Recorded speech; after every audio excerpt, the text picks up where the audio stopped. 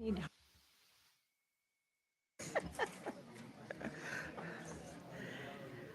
I'm going to go ahead and call this meeting to order at 6:01 PM. This is a regular meeting for Tuesday, November 22nd, 2022. Madam Clerk, will you take the roll? I will, Madam Mayor. Tim Hale. Here. Stephanie Nowers, are you on the line? I am. Dee McKee. Yep. Robert Yunt, are you on the phone? Madam Mayor, thank you. Moki Two. Yep. Jesse Sumner. Here. Ron Bernier, are you on the phone? Here. Yes. Thank you. We do have a quorum, Madam Mayor. Thank you. Is there anything that any of the members would like to pull from the consent agenda? Go ahead, sir. So, thank you, Madam Mayor. I would like to pull AM 22-140 from the agenda. We'll bring it back to the December 8th regular meeting. Okay, So it's not just pulling it from consent, it's pulling it from the agenda tonight. okay. All right.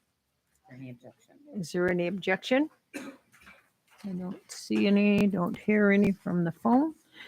All righty. Is there anything else? Any other member that would like to pull anything from the consent agenda?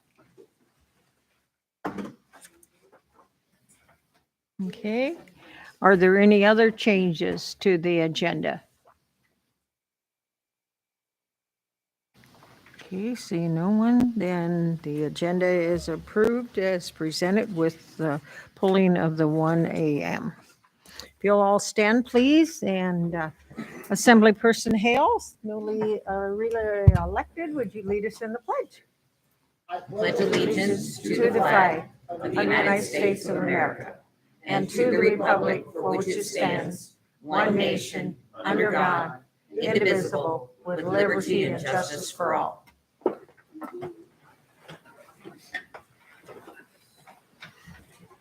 At this time, I would like all of you to join in with me in a moment of silence for, as all, I'm sure all of you are aware of, that former mayor of City of Wasilla, Bert Cottle, has passed away. His services will not be this weekend, but the following weekend. He was a great asset and a good sparring partner to me when I was mayor of the city of Palmer. We kept it pretty much to the football field. And then when I was elected here, he got his appointment by the governor.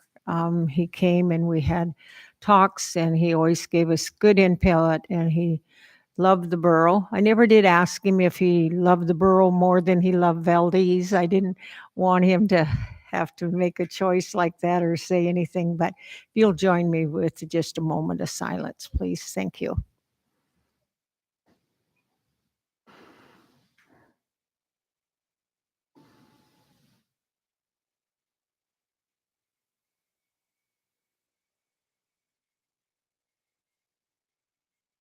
Thank you. There are no meeting minutes from preceding minutes. Report from the cities. I don't see anybody from either one of the three cities. Do we have a report from the school district? Okay. Report from the state of Alaska. I don't see Todd, or is there anyone else here from the state? No?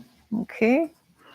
And we have not had a committee or Assembly School Board committee meeting. So there's nothing there. Are there any public relations reports? Okay. And then, do you want to do the posters first or after your? Okay. All right. Before we go into the manager's report, but part of his manager's report, and Ken, will you come up and we'll go ahead and present these certificates for the winners of the posters.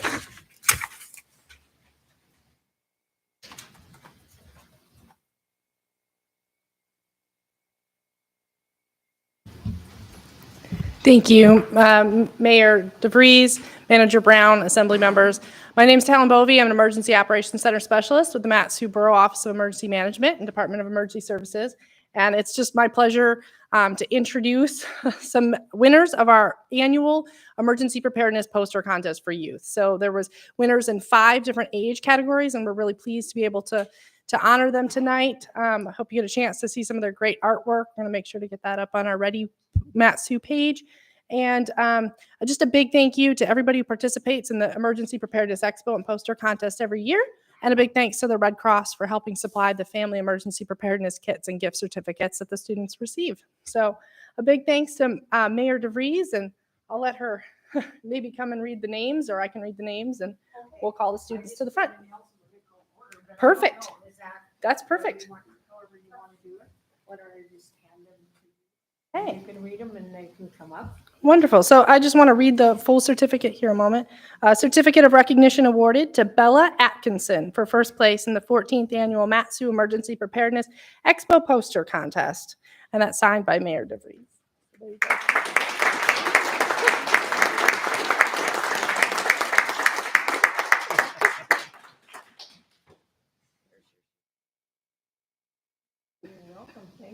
Get a backpack, and we'll have you stand up here.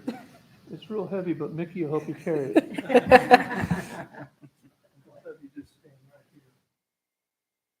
right here. Next up, we have Isla Busby.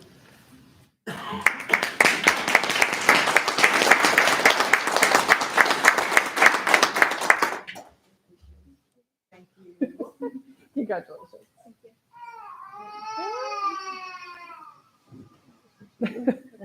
We'll just have you stand up there. Thank you.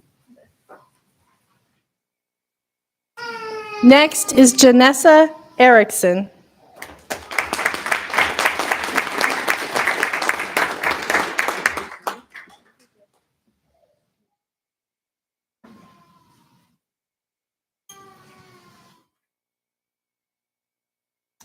Josiah Herbert.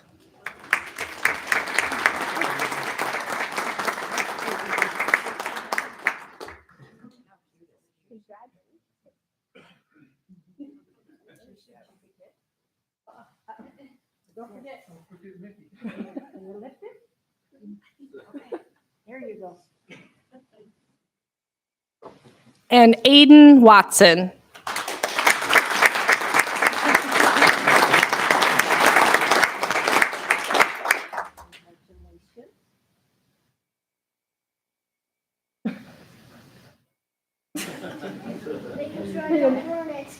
Handle with care.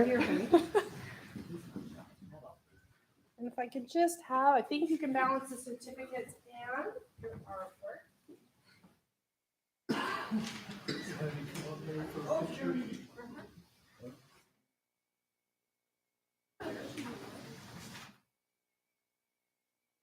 Forward, you guys can just stand shoulder to shoulder. Certificate out too. You can In a little bit. certificate. Up too. All right, go ahead. Slide a little bit closer. Shoulder to shoulder. Real quick. Come on, Ken, get them lined up. I'm trying to take them.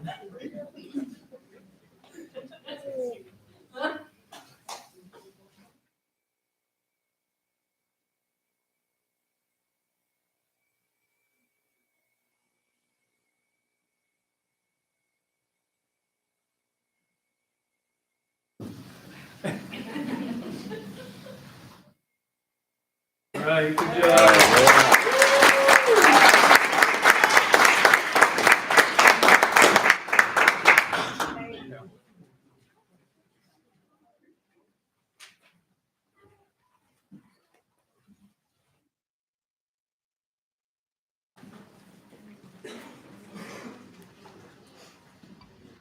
Talon, can I get you to leave it on? Thank you.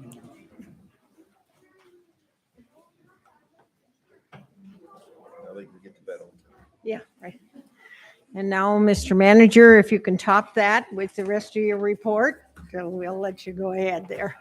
Thank you, Madam Mayor. There's no topping that. At this point, I'd like to invite, or actually real quick, I have a question for the Assembly. We're getting feedback from our state delegation on a meeting at the LIO to discuss with them the borough's legislative priorities. So as of this afternoon, we were offered a couple of other options.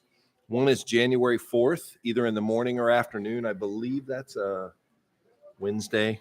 And then January 5th in the morning. And they did offer on January 2nd, which is a holiday. So I don't know that that's a good option, but we were thinking either Wednesday, January 4th or Thursday, January 5th. If the assembly has any conflicts, if you could let me know that, we'll aim for one of those 2 days. Any thoughts, conflicts? Yes, Assemblyperson Hale? I will be on the slope for all of those days, so Okay. no conflicts here. Okay, Okay, all right. What was the other date besides the 4th? the 5th. The morning of the 5th. And the day of the week is Thursday? Wednesday, Wednesday. Thursday. We They were- start at 10 a.m. We were trying for December, and there were a couple legislators unavailable. We tried for January 6th. That's not working. And then if we go beyond that, we're getting closer to the session. So I think our best option is probably that first week in January. Further out, the better for me, because I have a well-deserved Christmas vacation from school. So further out, I can push it.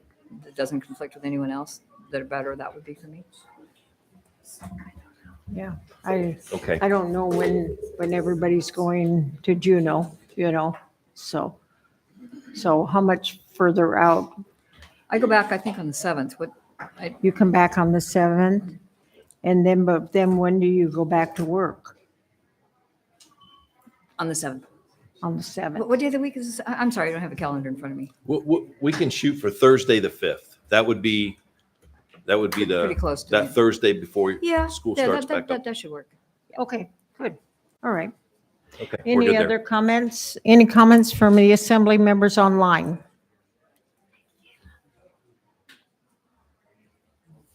Okay, Okay. all right. With that said, we'll press forward and try to come up with something on the 5th.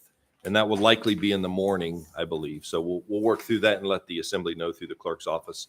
With that said, I'd like to invite Alaska Energy Authority up. They're going to give a presentation on electric vehicle infrastructure implementation plan. It's really just meant to be informational for the assembly and the public, as this is a statewide initiative. So with that, I'll turn it over, and if you'll introduce yourself. Thank you very much. Good evening, everyone. My name is Taylor Asher. I'm a project manager at the Alaska Energy Authority, which is the state energy office. I grew up in Talkeetna, but I am now based out of Anchorage. Let's see. So we're in the middle here. So let's go back to the beginning. Like you said, I'm just going to give you guys some information so that everybody is aware of what we're doing at the state level as it relates to electric vehicles. So as I'm sure most of you are aware, the federal government has recently passed the Infrastructure Investment and Jobs Act. Through that act, the state of Alaska is going to be receiving roughly $53 million to install charging stations along most of the road system and throughout Alaska. We were given a few months to develop a plan for this $52 million. It was a very expedited process. We took about 3 months to get the plan in place. There was a public comment process and things like that. But the plan will be implemented over the course of 5 years. And in that process, we will be learning as we go. And each year, the plan will be re-updated and then reposted to our website. So the most recent plan was published. It is on our website. It is available for people to view now. It's like 150 pages, but the first 30 are probably the most important. But I'll talk to you guys a little bit about what it all says in the plan as of right now. So throughout the plan, what we're going to be looking to do is install charging stations. The first phase is going to be from Anchorage to Fairbanks.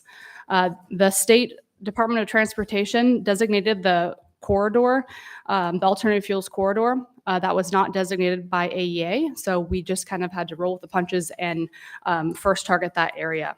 So these federal funds can only cover up to 80% of the project costs. That other 20% needs to be covered by another entity. That entity could potentially be the state. We are looking for funding, but have not secured any at this point. Other options are possibly to have the private entities who would likely be hosting these charging stations help pay for that 20%. So the charging stations have to follow a set of rules that were set out by the federal government. A few of those rules that are important to note are that these charging stations need to be located every 50 miles apart at the greatest distance. And they must be within 1 mile of the corridor. So mostly along the Parks Highway is going to be our first kind of area that we're going to be targeting.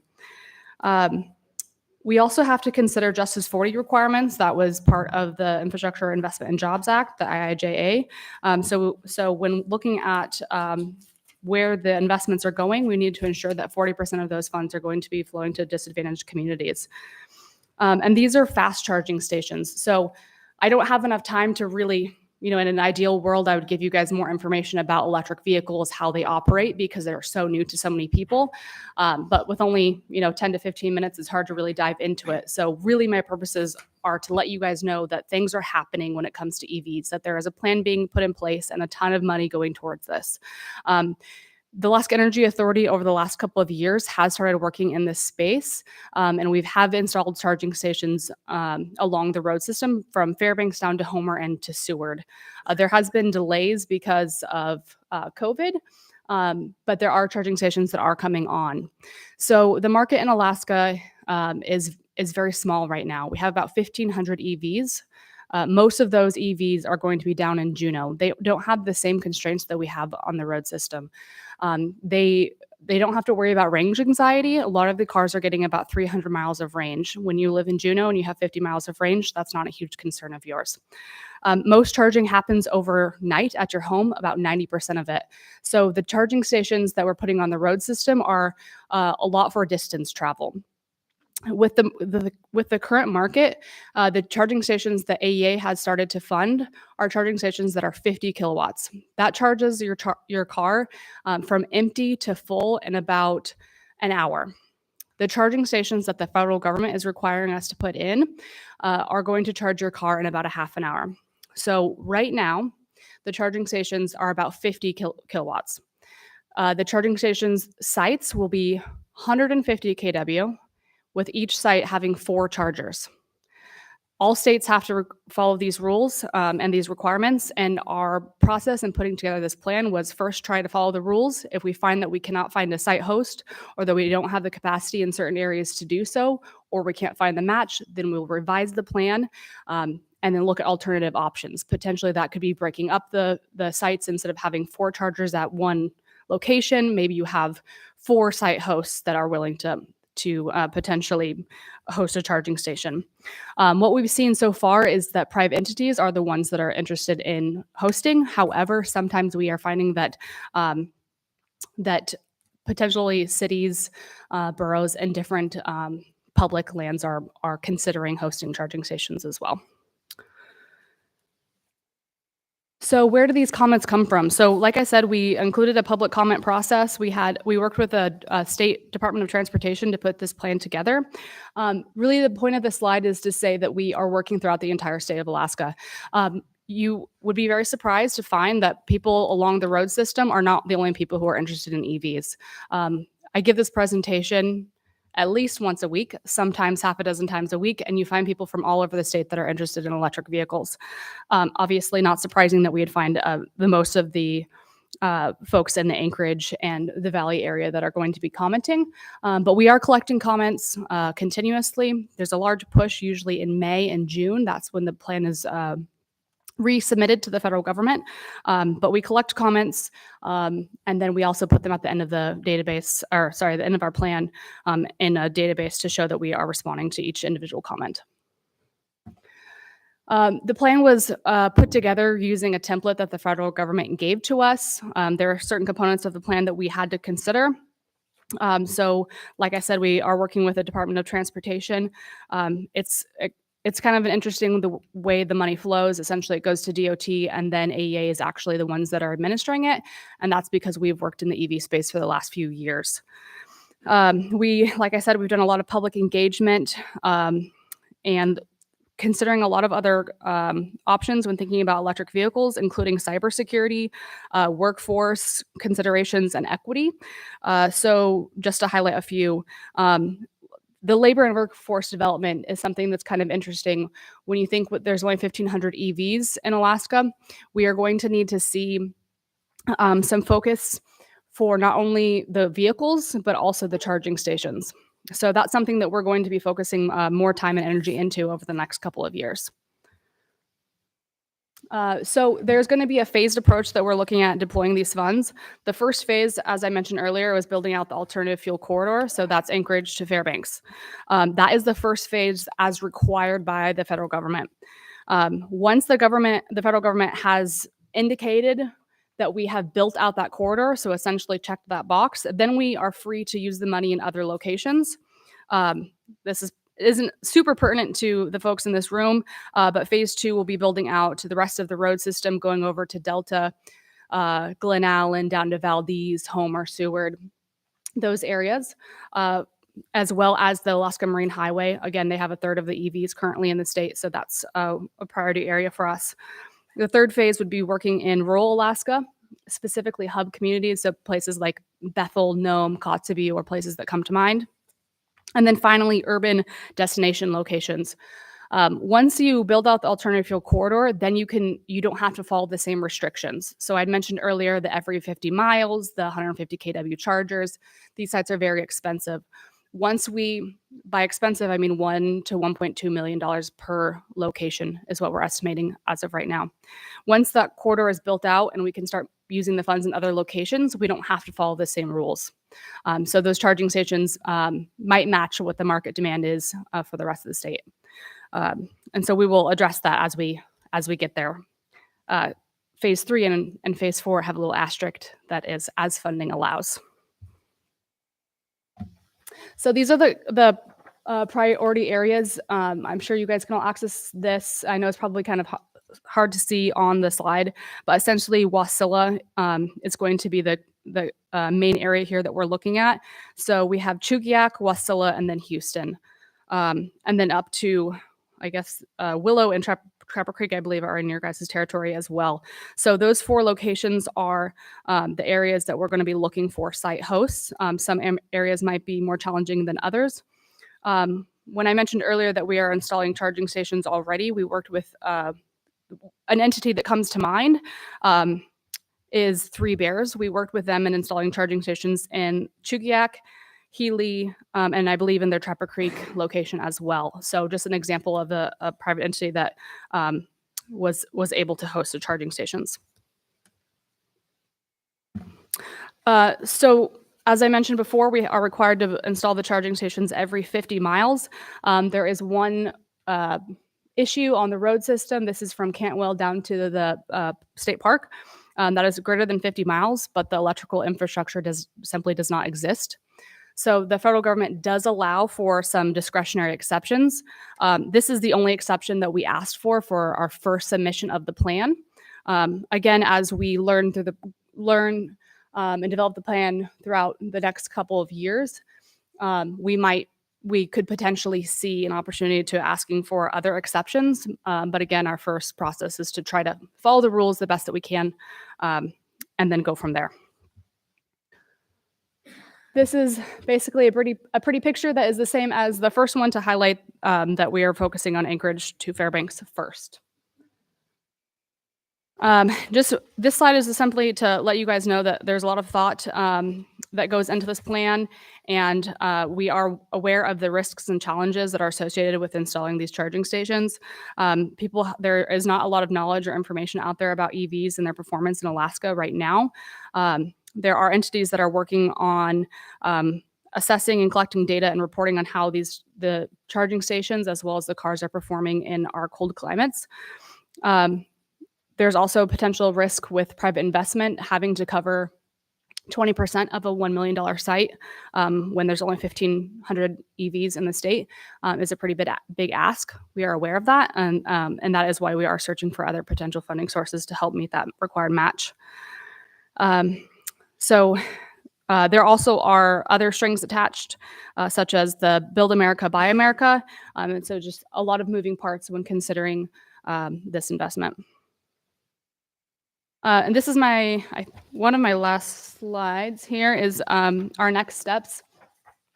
So this process, another asterisk, might change, but the process that we are hoping to follow is first, gather some information from potential site hosts to have an idea of who is potentially interested and where they're interested, where their site is. Then we could visit those sites, ensure that they meet the criteria, essentially check our boxes to make sure that they have the appropriate power, 3-phase power, they have appropriate lighting, they are within 1 mile of the road, these sorts of things. Once we have determined that, we'll ask them to submit a full application. When we did this last round, it was much smaller. We only had $1 million through the Volkswagen settlement, but the application process was fairly cumbersome. So we hope to improve that process in this next round, so it won't be as much of a burden on site hosts. And then we will issue grants. So the sites will be procured and the project will be managed through a grant process. So the Alaska Energy Authority won't be actually procuring any equipment or anything like that. So it'll happen through a grant process. And I guess the final thing I'd like to say is that just wanted to kind of hone back in on that Justice 40 requirement through the federal government, that it requires 40% of funds to be focused on disadvantaged communities. It's a pretty easy box to check when most of our communities in Alaska are rural and disadvantaged. But that is one thing that we're considering when choosing site hosts. Thank you so much for your time. Again, we are collecting comments. We give this presentation as often as somebody asks. So you can find the plan on our website, and then it will be updated annually. But please feel free to reach out to me. Contact information is above, and I will also leave some business cards here as well. Thank you very much. Mm-hmm. Thank you. Questions? Assemblyperson McKee, go ahead. It's not a question, it's just a little bit of history. In the 70s, there was actually an electric car in Fairbanks that belonged to my big brother, Mike Kelly. And he had a big plug-in in the back of the house. We bought the house. There was this honking big monster plug-in thing and a cord that was like as big as, I don't know, like that. It was huge. But 50 years ago, it actually started in Fairbanks, and now we're getting back to it. Good idea. Okay, interesting. Very cool. Thanks for sharing that. Do you have some pictures? Madam Mayor? Be great in her slide presentation. That would be some good history in her slide presentation, awesome. wouldn't it? Yes, Assemblyperson Nowers, do you have a question or comment? Yeah, I can't top Assemblymember McKee there, but just a comment and then a question. If you haven't already talked to Chevrolet, I know the Wasilla Chevrolet sales manager has mentioned that they have a national branding campaign to have chargers with the Chevy name on them. And so they're looking for sites to put them. I don't know if that you probably already aware of that, but maybe an option to explore for a private entity if you haven't already. And then just a question. I assume this effort you're talking to like Matanuska Electric Association in terms of how it could impact them. This is a potential increase in sales for them if people are switching to electric cars. Just wondered if you were coordinating with the utilities on this work as well. And thanks for the presentation. Yeah, of course. Thank you for the question. So very good points. Yes, we're absolutely working with all the utilities, large and small. We had buy-in and extensive comments from many of the rail belt utilities. The grid modernization manager here in the Valley at MEA used to work at our office at AEA. So we have a very good working relationship with them, and there's definitely is buy-in from the utilities. The Chevy dealership here in Wasilla has a publicly available charging station. It's 25 kW. So it's kind of weird how they categorize charging stations. There's level 1, 2, and 3. 25 is like right in the middle of between 2 and 3. But that is available, and I will certainly reach out to when the funding becomes actually available to the public. We are hoping that probably in January. Let's just say first quarter. Give ourselves a little bit of wiggle room. First quarter of next calendar year that we will get the money out. Any other questions or comments to the presentation? Okay, thank you very much. Thank you very much. Appreciate it. And Mr. Manager, do you have further on your? No, that's all. Okay. Let's see, Mr. Attorney. No, I see his head shaking. I'm only going to say that his head is shaking because we have assembly people on the line and they can't see that head shaking. So, Madam Clerk. You have a report. Just quickly, the clerk's report with the upcoming meeting schedules is in your red folder. The 2023 meeting schedule is going to be introduced or brought to you the first meeting in December. And we do have that January 17th election meeting that the assembly scheduled. If you can give some thought and let me know what you want me to prepare for, because right now I do not know what the assembly is looking for. So if you can give some thought, maybe let me know, and by mid-December I can start preparing for that meeting. Okay. Ready? Okay. The next item we have is the citizens and other correspondence. Are there any comments by the assembly members on any of those reports or action? None? Okay. So they are presented. The next items are informational items. Madam Clerk, would you please read? I will. I am 22-233, informing the assembly of the manager's signature on amendment number 2 for the time for completion extension to the 2020 State Homeland Security Program grant. I am 22-234, informing the assembly of the manager's signature on an amendment number 4 for a time for completion extension to PW 325 for the 2018 November Cook Inlet earthquake. And I am 22-242, informing the assembly of the time extension on the centralized dispatch project grant from the Matsu Health Foundation and the anticipated time extension of the centralized dispatch project grant from the Federal Transit Administration through December 31st, 2023. Is there any comments on any of the IMs by the assembly? Okay, I don't hear any, so they are presented. We do not have any persons to be heard. The next item is public hearings, Madam Clerk.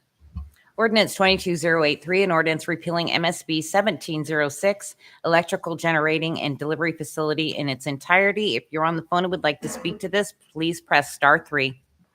Okay, staff report. I see a staff member coming.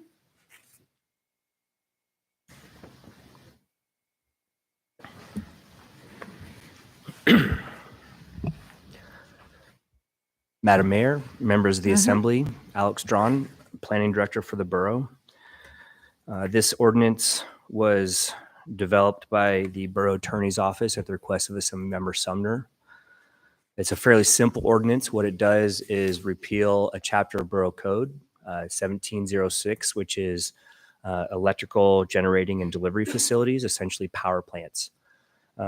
Just to give a little bit of history of how we got here, in 2007, the borough originally adopted regulations for power plants, and in my opinion, it was kind of over the top. And not too long after that, the Eklutna Power Station was developed outside of the borough.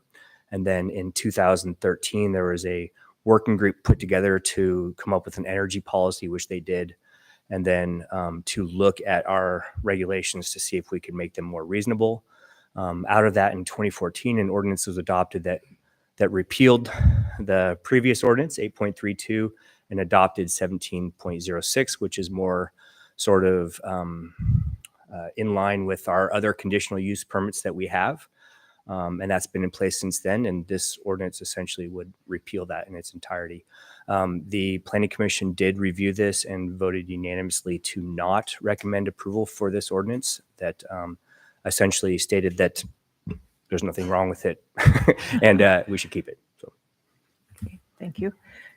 Questions to staff? Yes, Assemblyperson Hale. So you say that this is basically a conditional use permit. What are the conditions placed on the use in general speaking? so it essentially looks at the location that a power plant would go. It regulates anything over 10 megawatts. There's a lot of debate there, everything from 101 megawatts to down to 1,000 kilowatts. But they settled on 10 megawatts as the cutoff point. It goes to the Planning Commission, looking at basically the type of fuel that they're burning, or whether it's wind or solar or whatever it may be, to look if it's compatible with the area that they're going into.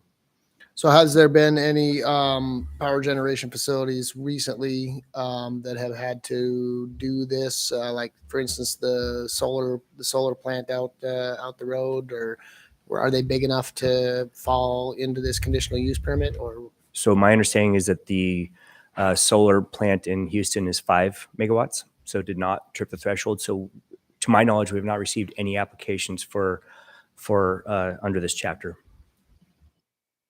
Okay. Any other questions of staff? Okay. All righty. Thank you, sir. So with that, I will open the public hearing on ordinance 22-083. Anyone is welcome to address the assembly on this ordinance. We'd like to see the testimony just on this ordinance at this time. Do we have anybody online? We have 2 people online. Okay. Don't see anybody moving in the audience, so we'll go to the people online. So if the first person online would go ahead and start their testimony, please. Hi, this is Pam Young. Can you hear me okay? Yes, we can hear you. Hi. Well, thank you. Again, my name is Pam Young. I'm a resident in Talkeetna, and you may recall that I represented the Talkeetna Community Council when I spoke in regards to the similar proposal to repeal Code 17.05. In that case, the council advised against repeal. And I speak in the same capacity here, meaning this is a similar issue where it's proposed to repeal the code in its entirety, but what would be the public input? Where would that come from if this was repealed? How would the borough be able to conduct its responsibilities to protect the public welfare and interests and examine the potential impacts to the environment on these projects, which are required under the existing conditional use permit? And finally, also, does this kind of repeal violate the state's Open Meetings Act?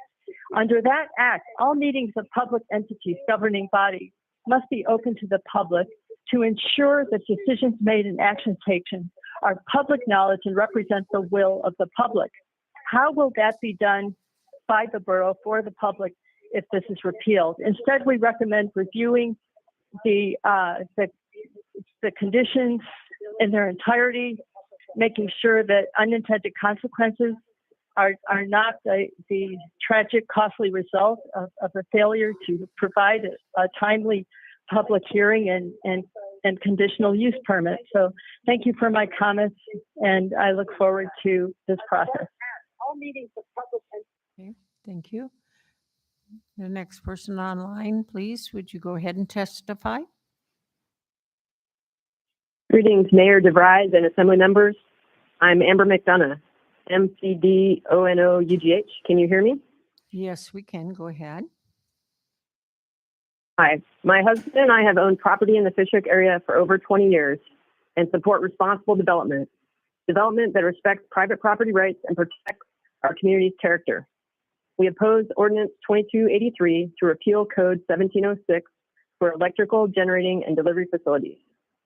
The Planning Commission previously conducted public hearings on the repeal of 1706, as well as a corollary ordinance to repeal MSD 1705 for essential service utilities. Based on the overwhelmingly negative public feedback, commissioners unanimously passed resolutions recommending the Assembly fail both utility ordinances. The Commission's Resolution 2229 failed the repeal of Code 1706 for the following reasons. 1, the borough is empowered to regulate land use conflicts, and poorly planned generation facilities can degrade the surrounding land assets. 2, this repeal would remove the borough's conditional use permitting requirements, as well as the process for the public to have their project concerns addressed.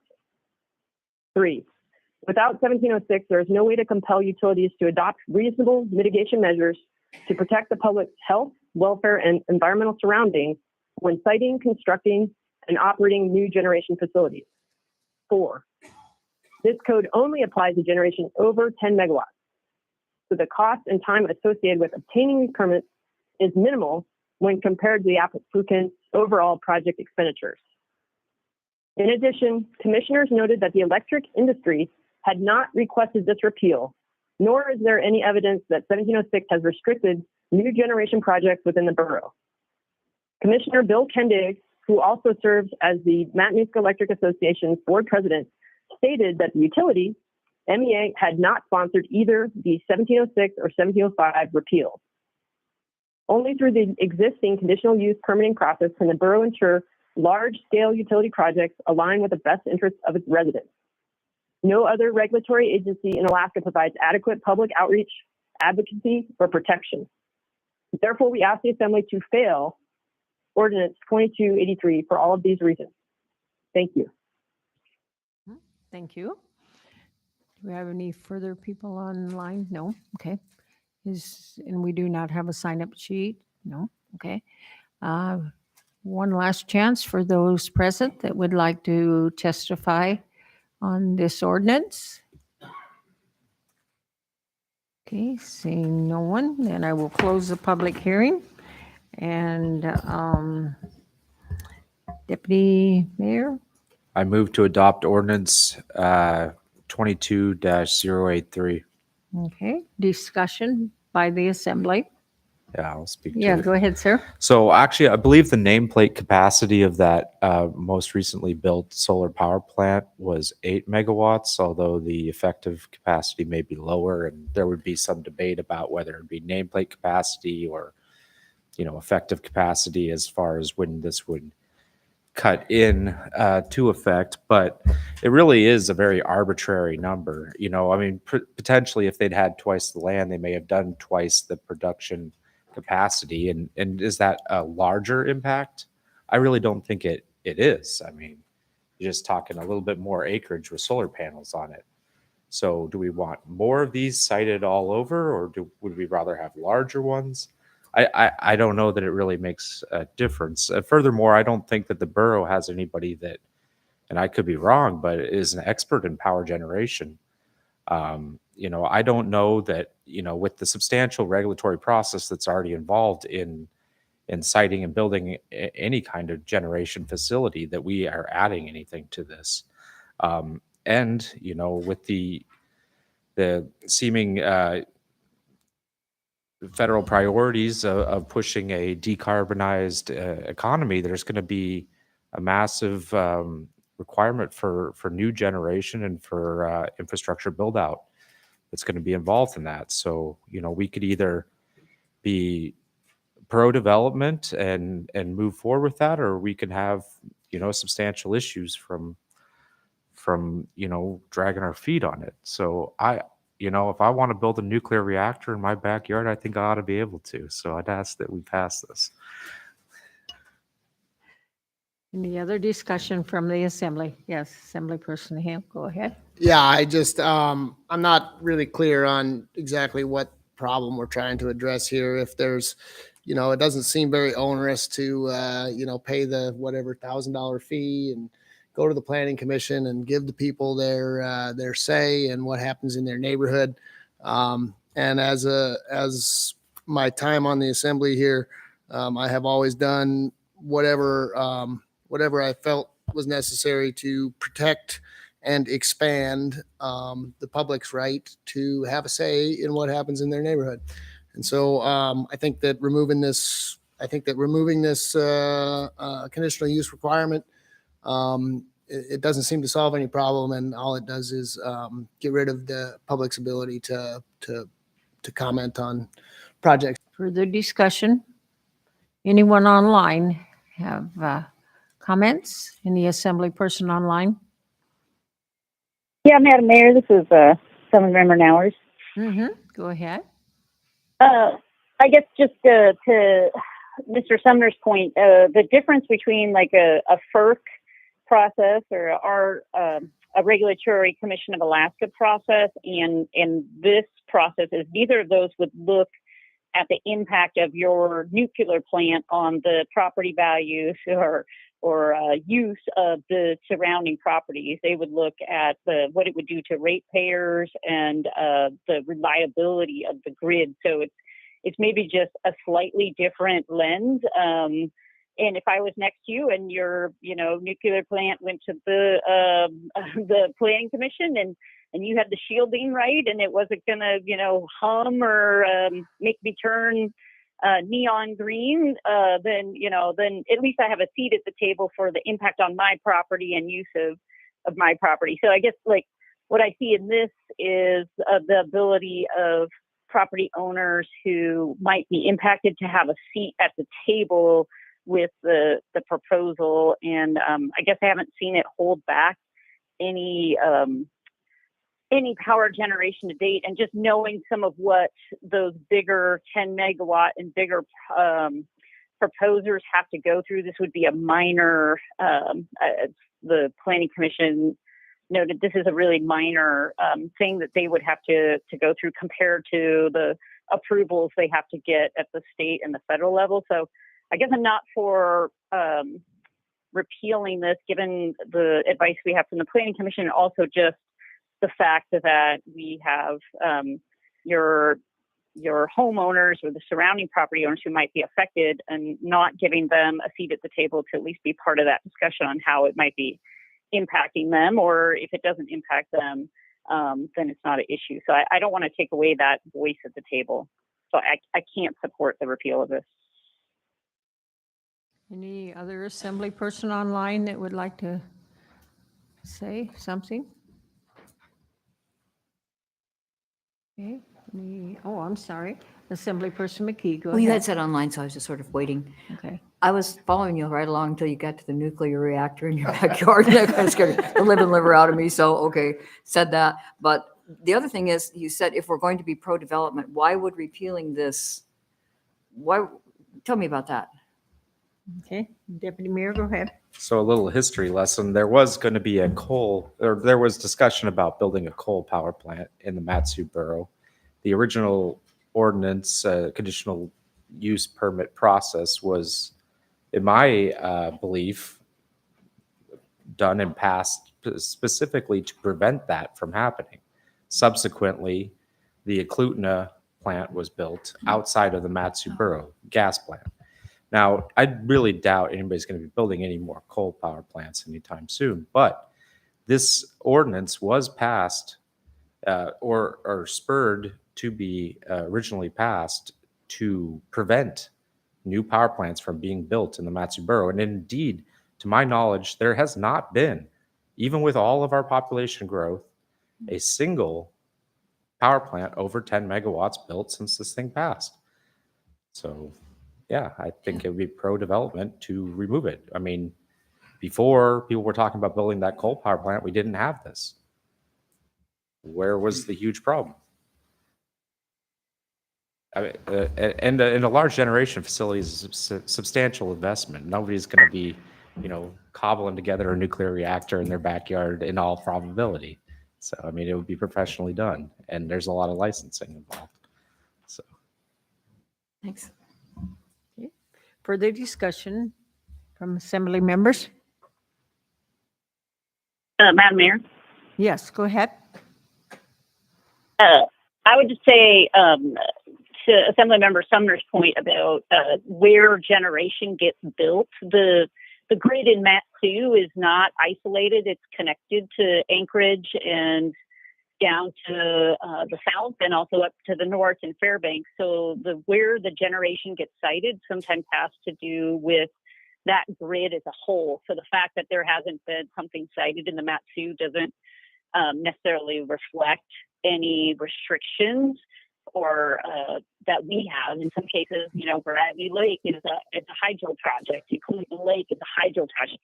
Locate those where the hydro is. Natural gas is somewhat flexible, but it has to be tied into the line. So just to note that the grid gets generation from across it. And so citing it as a decision that really should be made on a regional basis that benefits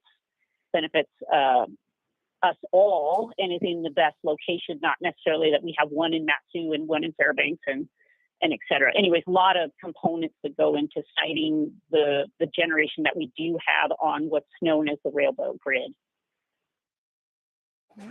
Assemblyperson Hill? So I think probably everybody here at the table knows how much of a fan I am of nuclear power generation. But I do think that it would be important for people to be able to have, for us to have a public hearing and to have some conditions on the use of land. That is really the only power that the borough exercises is land use power. And I think it's important for people in the neighborhood to have a say on what happens in their neighborhood. So. Assemblyperson McKee. So back to Deputy Mayor. Is this the only thing that stands between basically the rape and pillage of whatever neighborhood somebody wanted to go into? Is this the only, it couldn't be the only thing that stands there. In other words, if we take this away, it's, free for all. That's not what you're envisioning. I mean, there must be this huge process that people go through to do something like that, which would obviously have to involve public input, right? Is that a yes? Okay. All right, thanks. Yes, Assemblyperson Hale. Yeah, just if I could speak to that for just a moment. The other regulatory processes do not take into account the land use powers that the borough has, and that is the difference. Okay, further discussion? And I think I've heard some objections to the ordinance, so Madam Clerk. Everybody can go ahead and vote.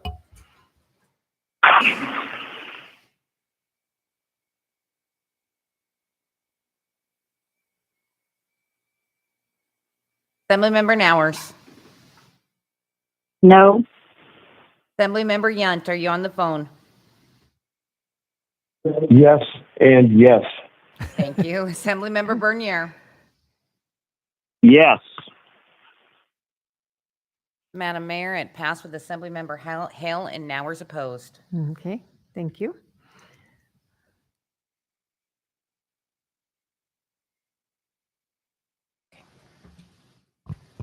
Ordinance 22-104, an ordinance amending MSB 1702, mandatory land use permit, and RS 22082, a resolution amending the schedule of fees for MSB 17.02 mandatory land use permits. If you're on the phone and would like to speak to this, press *3.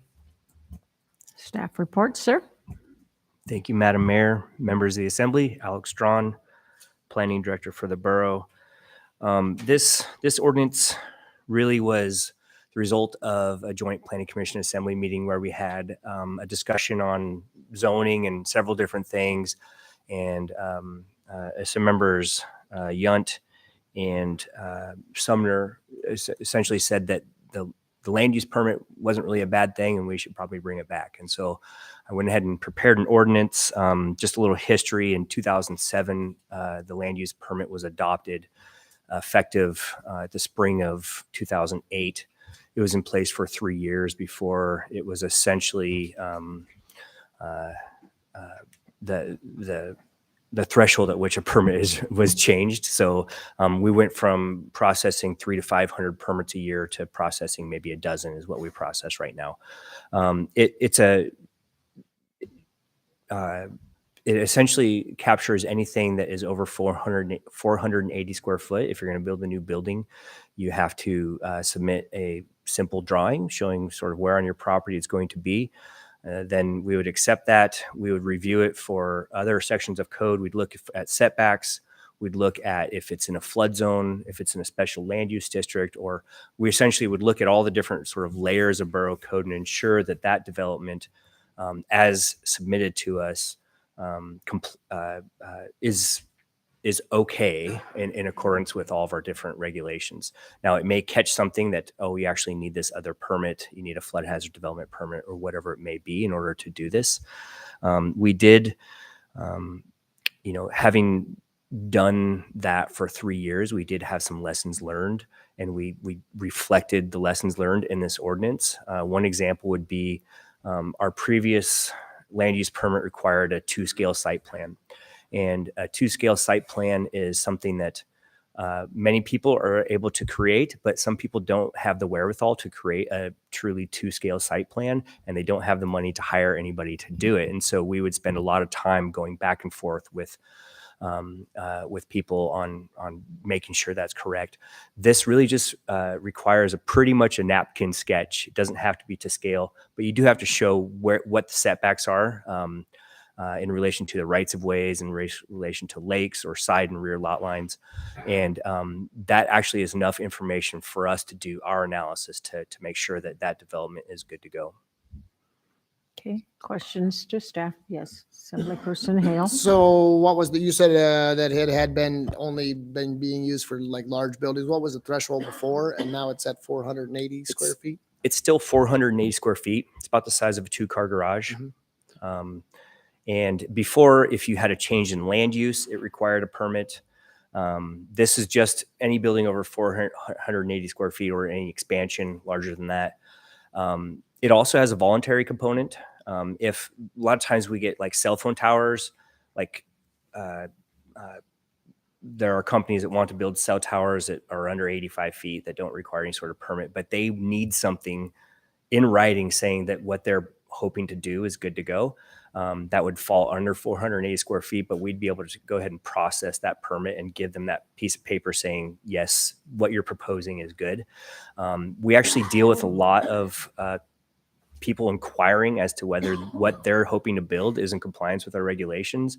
Right now, we sort of do it as this unofficial, maybe through email or telephone call. This would give people, if they want to know if what they're doing is in compliance, we'd say we have a process for that. You submit this land use permit, it's a $50 fee. It takes about 7 to 10 days to process, and then we'll give you this piece of paper that you can give to your financial institution or whatever it may be, that what you're building is in compliance with borough code. Now, the other question I had is this for a building of 480 square feet, or if there were multiple structures on the property, would they, for instance, they're building several tiny houses on Maud, and they have an issue there where they are built too close to the lot line, and so it's been a kind of a nightmare to deal with. Would that have caught that particular? Would this ordinance catch that particular type of mistake by the builder before they actually built the? Absolutely. So we would have caught two things. It doesn't meet the setback requirements, and there's a multifamily development permit required. And so the $50 permit would have prevented that sort of nightmare from occurring. Yes. Thanks. Further questions of staff? Okay, thank you, sir. So I'm going to go ahead and open the public hearing now on ordinance 22-104. Anyone in the audience that would like to testify on this ordinance?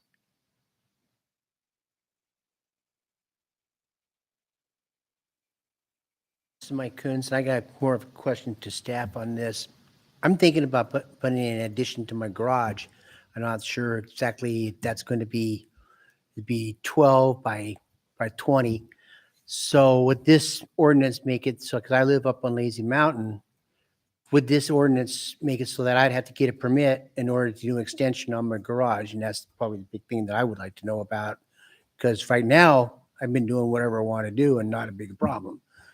I think 12 by 20 would be 240 square feet. Is my math right in my head?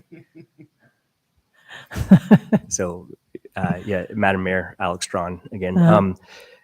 So 200, yeah, that'd be 240 square feet. So it would not require a permit under this. And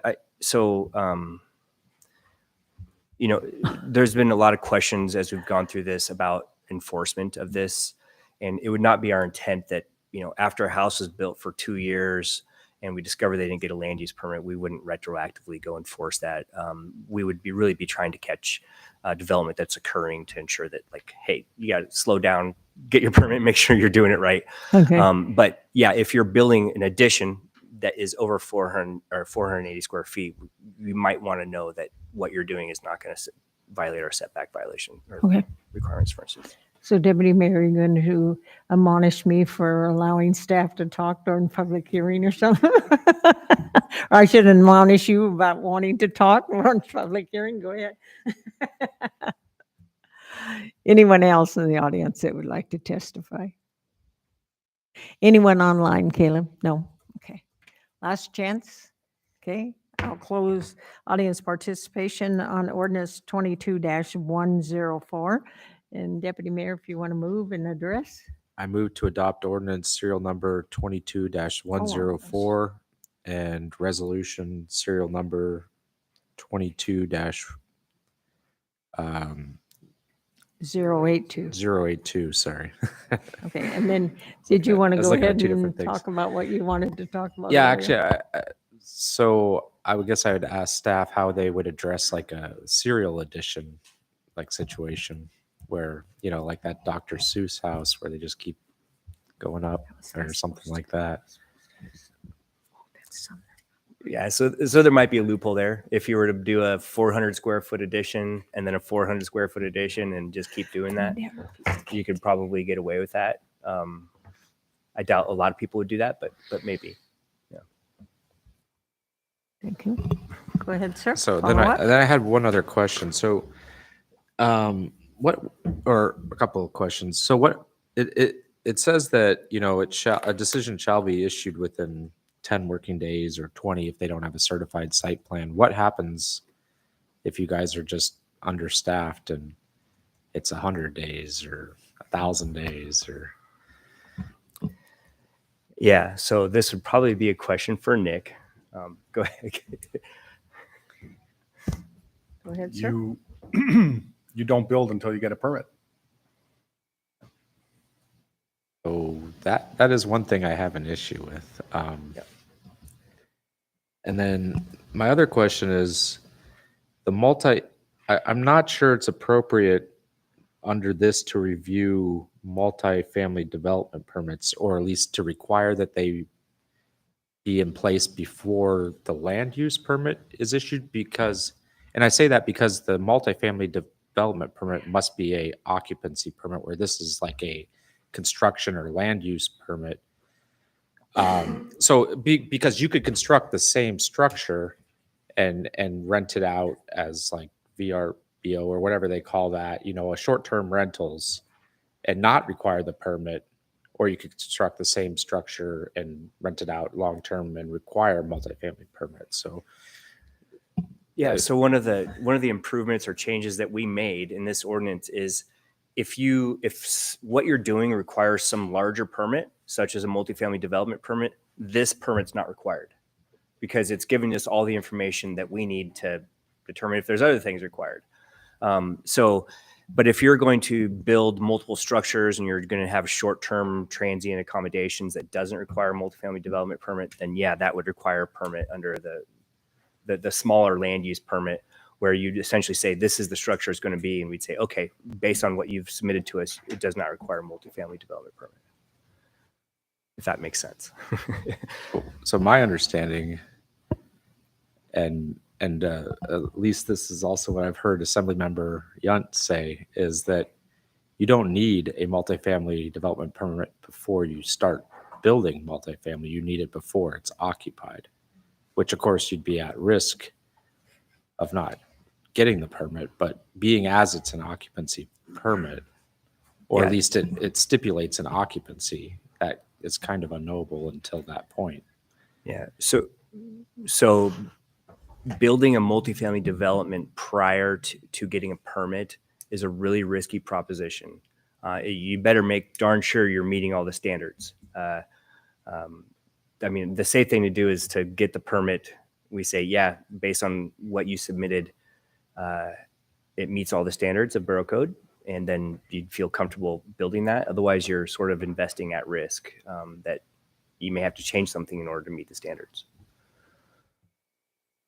But if you absolutely know what the standards are and you've done it before a million times, then maybe that could be a strategy.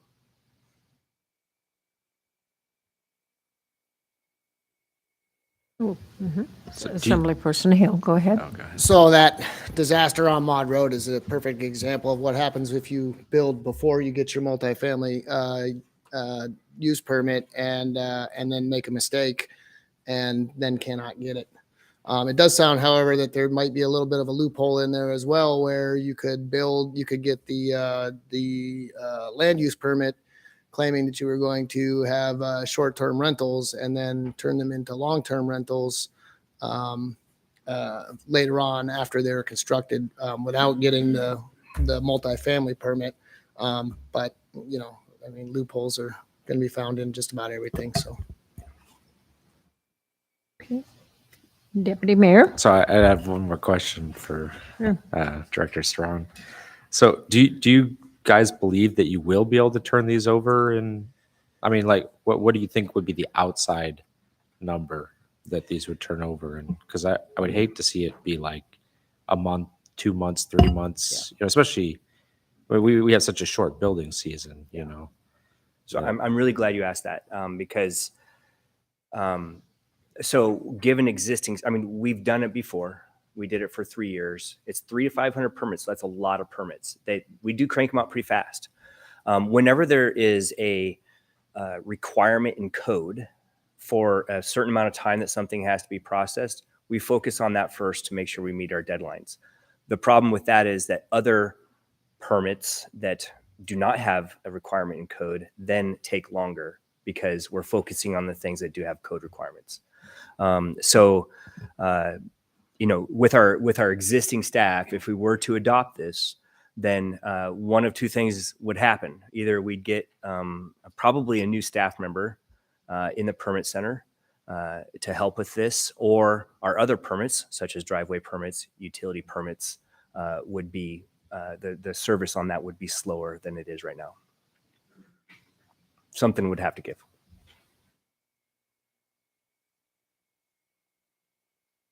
Okay. Any comments from or questions from? This is Rob. Yes. May I? Go ahead, sir.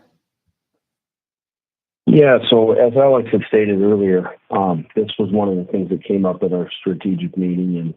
And you know, when the process was in place years ago, I will tell you, I felt like it was a very simple thing to do at that time. I've talked to the local president of the natural builders as well as many of the builders and asked them for their opinion. And they said, oh, that was a really simple process. We had no issue with it. We actually think it can save a lot of people ahead.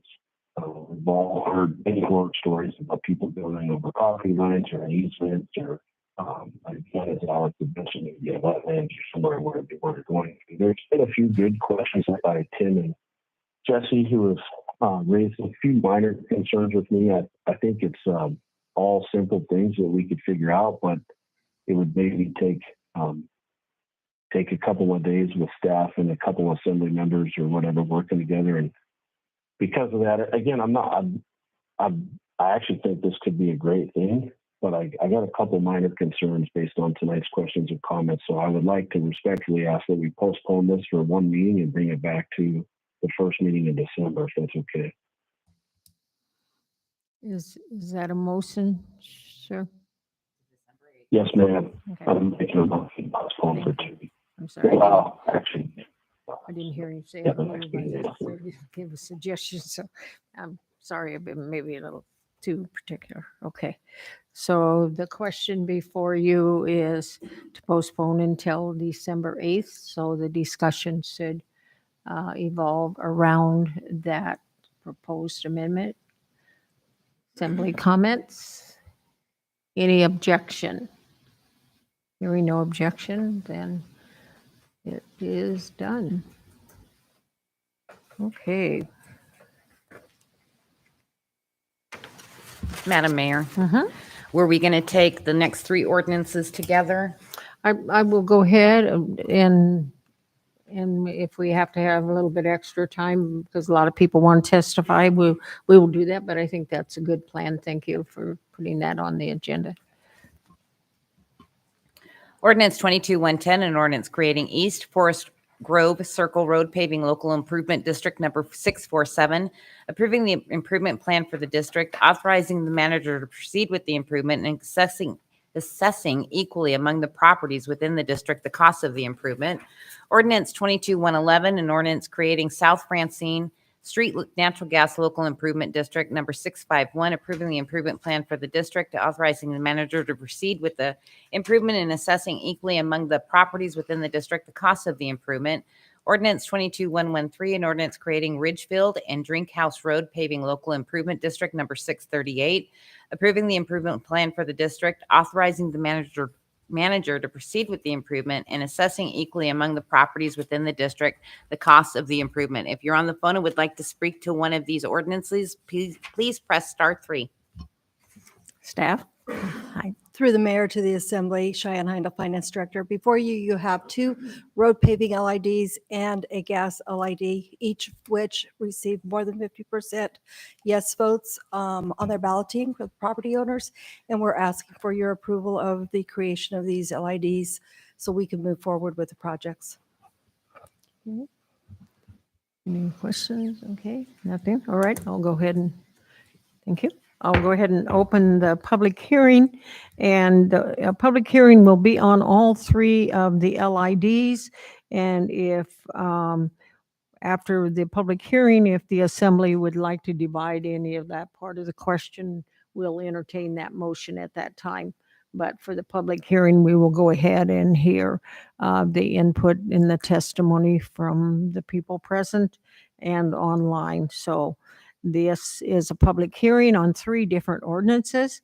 Ordinance 22-110, 22-111, 22-113. Is there anyone in the audience that would like to testify on any of those 3 ordinances? Okay, Caleb, do we have anybody online? We do not have anybody online. One last chance for those people present. Okay. And we do not have a sign-up sheet. Okay. I'll go ahead and close the public hearing for those 3 ordinances. And Deputy Mayor? I move to adopt ordinance number 22-110, 22-111, and 22-113. Okay. Discussion by the assembly members. Okay, hearing no discussion, is there any objection? Hearing no objection, then the legislation passes. Ordinance 22-122, an ordinance accepting and appropriating $82,000 in additional funding from the United States Fish and Wildlife Service and approving the amended scope of work and budget for the 2025 Fish Passage Grant.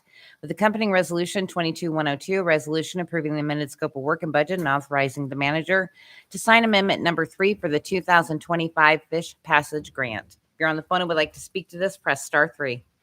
Staff, please. Through the mayor to the assembly, Cheyenne Heindel, Finance Director. This before you is an accepted appropriate of the 3rd year of additional funding for Fish and Wildlife Grant. They found an additional $82,000 to award the borough. It does require an $82,000 match also, which was funded in the 2021 annual budget. And this money will be used for Fish Passage. Any questions to staff? Okay, I'm going to go ahead and open the public hearing on ordinance 22-122 and resolution 22-102. Is there anyone in the audience that would like to address this ordinance and this resolution? Okay, Caleb, do we have anybody who do not? One last chance for anyone in there. We do not have a sign-up sheet. Thank you. Okay, I'll go ahead and close the public hearing. And Deputy Mayor? I move to adopt ordinance number 22-122 and resolution number 22-102. Okay, discussion by the assembly. Okay, is there any objection to the passing of this legislation? Okay, hearing none, hearing no objection, the legislation passes. Madam Clerk? Ordinance 22-123, an ordinance accepting and appropriating $4,775,813.21 for 2022 funding under the American Rescue Plan Local Assistance and Tribal Consistency Fund from the United States Treasury Department. With accompanying resolution 22-106, a resolution approving the scope of work and budget and authorizing the manager to sign the associated terms and conditions for 2022 funding under the American Rescue Plan Local Assistance and Tribal Consistency Fund for the United States Treasury Department. Okay, staff? Hi. Through the mayor to the assembly, Cheyenne Heindel, Finance Director. Before you is a piece of legislation for American Rescue Plan funding. This is in addition to the previous funding we received, and it's specifically for local governments and tribal assistance. We will receive over the next 2 years a total of $9.5 million. This is the first installment of that funding. As you can see, we are utilizing a portion of it for Matsu Central, a portion of it for future grant match for road or transportation projects, to get to the $4.7 million that's in this current accepted appropriate. Okay. Questions to staff? Okay. Assemblyperson McKee, go ahead. What is the Tribal Consistency Fund? What does that do? Well, this is a program that would have allowed this money to either go to tribes or to local municipalities. So we got the money because we're the local municipality, but it could have gone to a tribal organization had they received it. Okay, further questions to staff? Okay, not, then I'll go ahead and open the public hearing on ordinance 22-123 and resolution 22-106. Anyone that would like to address the assembly? Anyone online, Caleb? No? We do not have a sign-up sheet. Okay. One last chance for anyone present. If you want to address the assembly on this ordinance and resolution. Seeing no one come forth, I'm going to go ahead and close the public hearing. And Deputy Mayor? I move to adopt ordinance number 22-133 and resolution 22-106. Okay. And we have you want to move the amendment at this time, or you want to have discussion on the main motion first? I move to amend resolution 22-106 as follows. Add to the scope of work 15040 Parks and Recreation Projects GPRA overflow parking lot.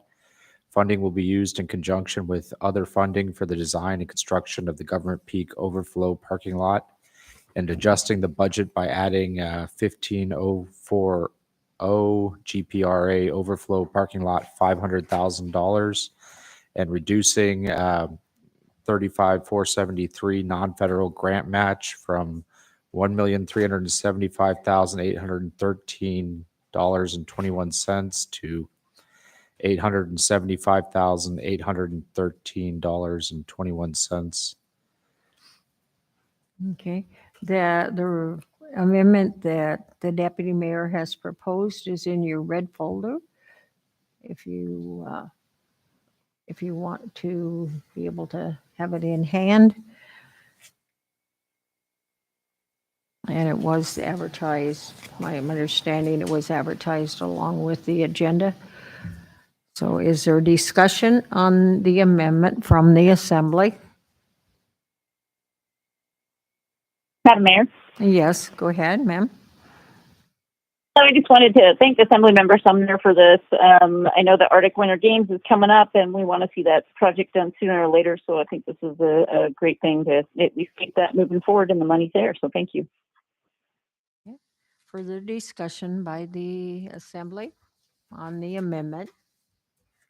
Is there any objection to the amendment passing? Seeing and hearing no objection, the amendment has been passed. Now before you is the ordinance as amended. Discussion on the ordinance as amended. Any objection to the ordinance as amended? Hearing none, then the ordinance as amended has been passed.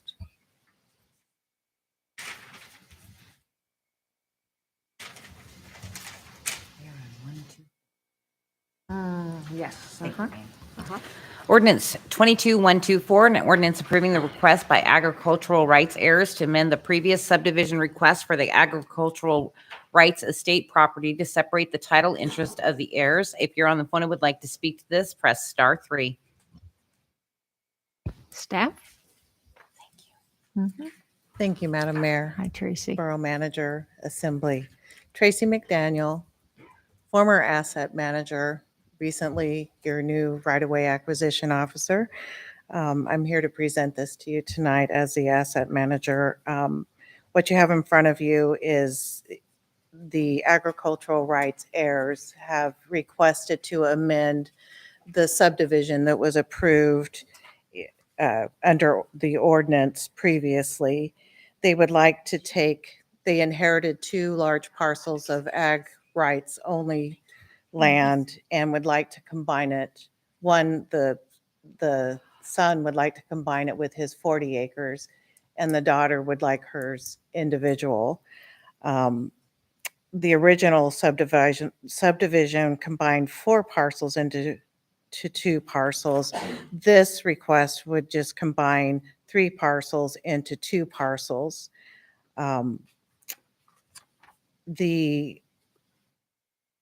When I was putting together my staff report, it was discovered that there was an error in the frontiersman.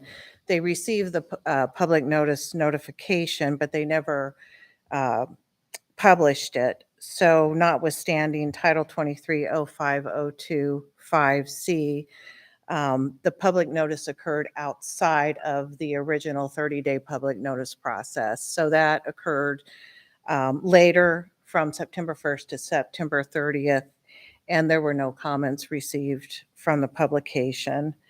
On September 21st of 2022, the Agricultural Advisory Board, they passed the resolution in support of the subdivision. In your packet, you will have maps that, as Exhibit A, that show the current configuration and ownership, and then what the proposed subdivision would look like if approved. And if you have any questions? I don't see any. Thank you, Tracy. I'm going to go ahead and open the public hearing then on ordinance 22-124. Is there anyone in the audience that would like to address the assembly on this ordinance? Do we have anybody online, sir? We do not. Okay. One last chance for anyone here. Okay, I'm going to close the public hearing. And Deputy Mayor? I move to adopt ordinance 22-124. Okay, discussion? Any objection to the ordinance passing? Seeing and hearing no objection, the legislation passes. Ordinance 22-125, an ordinance amending Borough Code to update and revise the process used to obtain borough insurance for risk management insurance for employees. If you're on the phone and would like to speak to this, press *3. Mr. Attorney, I understand you're going to do the staff report for this whenever you're ready. So this ordinance amends a couple of different provisions of Borough Code. First, I'll talk about health insurance. So for as long as anyone can remember, the Matanuska-Susitna Borough provided insurance for the personal benefit of employees. Life insurance, health insurance, optional vision and dental insurance. And these insurances are negotiated as part of the collective bargaining agreement with the union that happens every 3 years. Borough Code is silent about how this insurance is actually procured and has no special provisions for its procurement. And so our healthcare plan is mostly a self-funded health insurance plan, which is administered by a third-party administrator.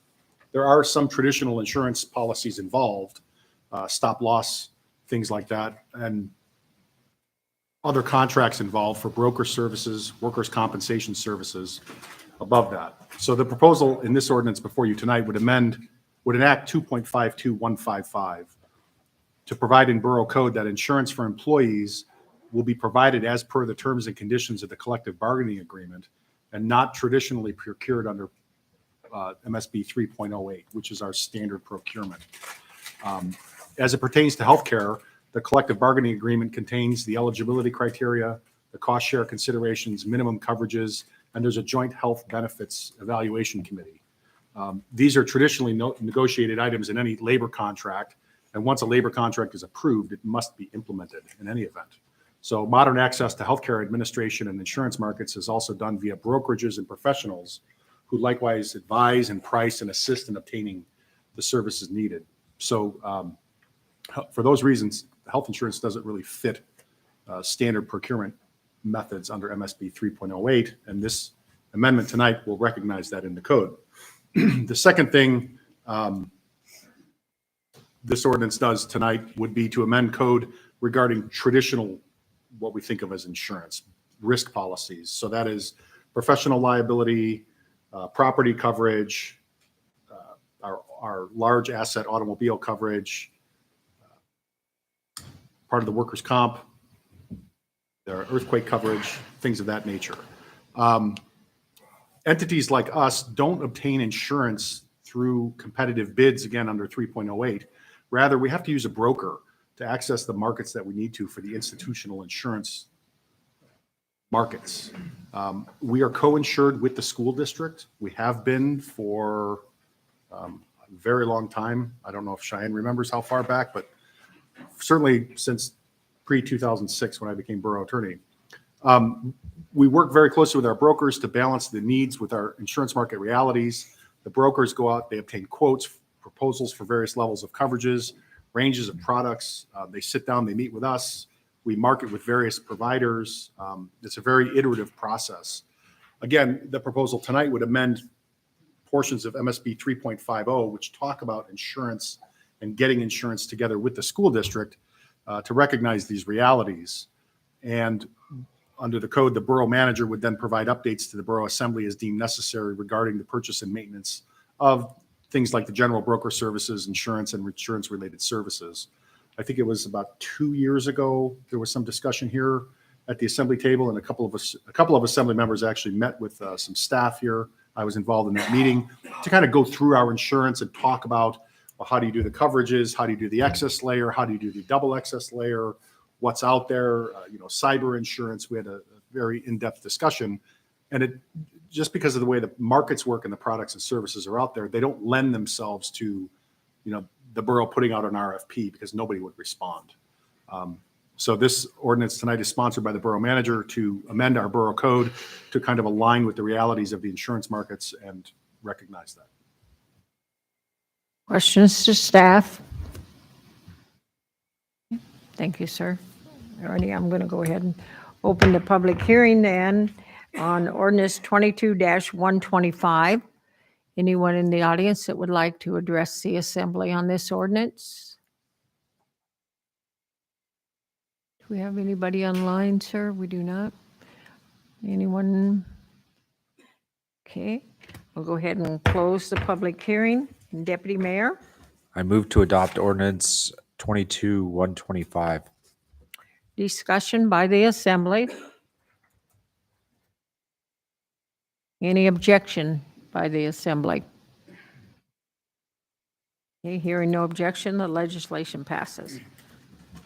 Ordinance 22-126, an ordinance accepting and appropriating $385,000 from the United States Forest Service for the Beetle Kill Fire Reduction Initiative with accompanying resolution 22-107, a resolution approving the scope of work and budget, authorizing the manager to enter into the grant agreement for the Beetle Kill Fire Reduction Initiative and approving the amended budgets for the municipal entitlement lands project and the census project. If you're on the phone and would like to speak to this, press *3. Staff? Through the mayor to the assembly, Cheyenne Finance Director. Before you again is an accept and appropriate of U.S. Forest Service money. It requires an equal match, which we have funded through the debt service retro payment that we received from the state of Alaska. We're asking you to approve this. This will extend the ability of our saw crews to keep getting rid of that beetle kill and give us some extra room in that and capacity in removing that spruce. Okay, questions to staff? Okay, thank you. I'm going to go ahead and open the public hearing then on ordinance 22-126 and resolution 22-107.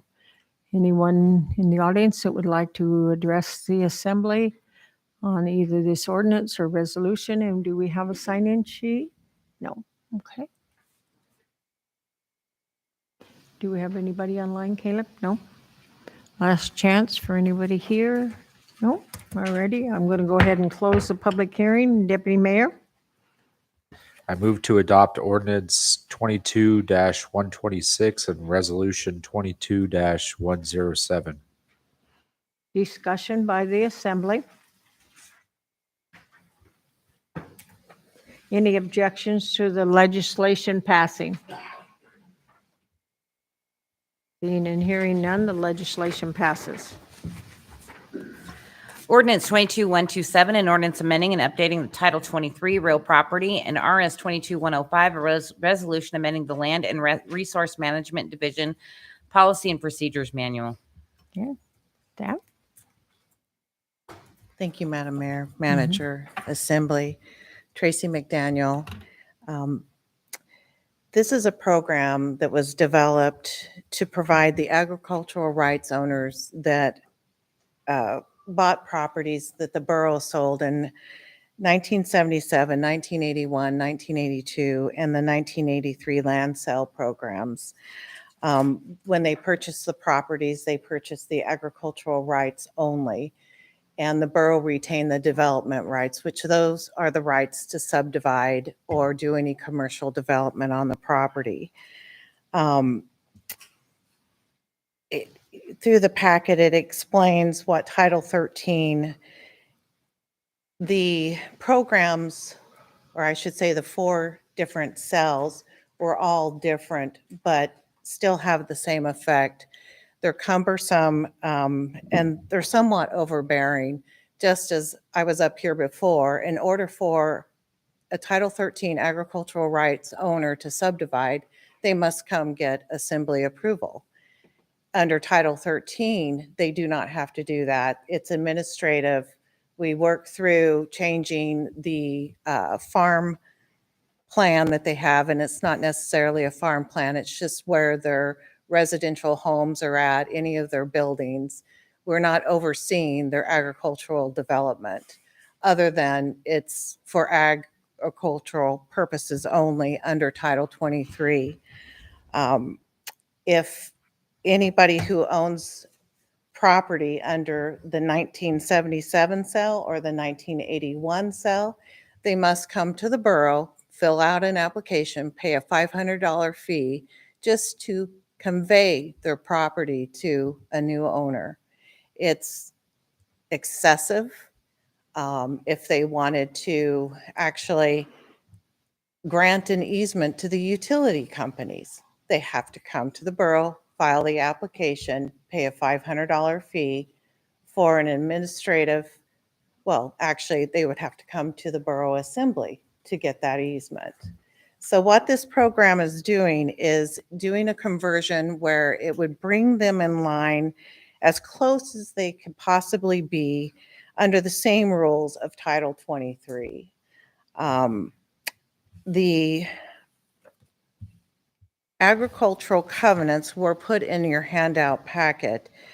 These were, the only thing that was amended on the covenants, conditions, and restrictions was under subdivision. If a new parcel is sold in a new land sale, the requirements for subdivision, they cannot subdivide for the first 10 years, and that was removed from the subdivision restrictions on page 3, because these people have owned these properties for 45 plus years. I received some of the public comments that came in afterwards and that talk about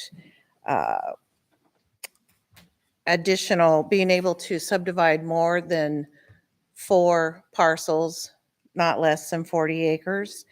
Under Title 23, you can do up to 4 parcels, no less than 40 acres, and that's it. Your subdivision is done.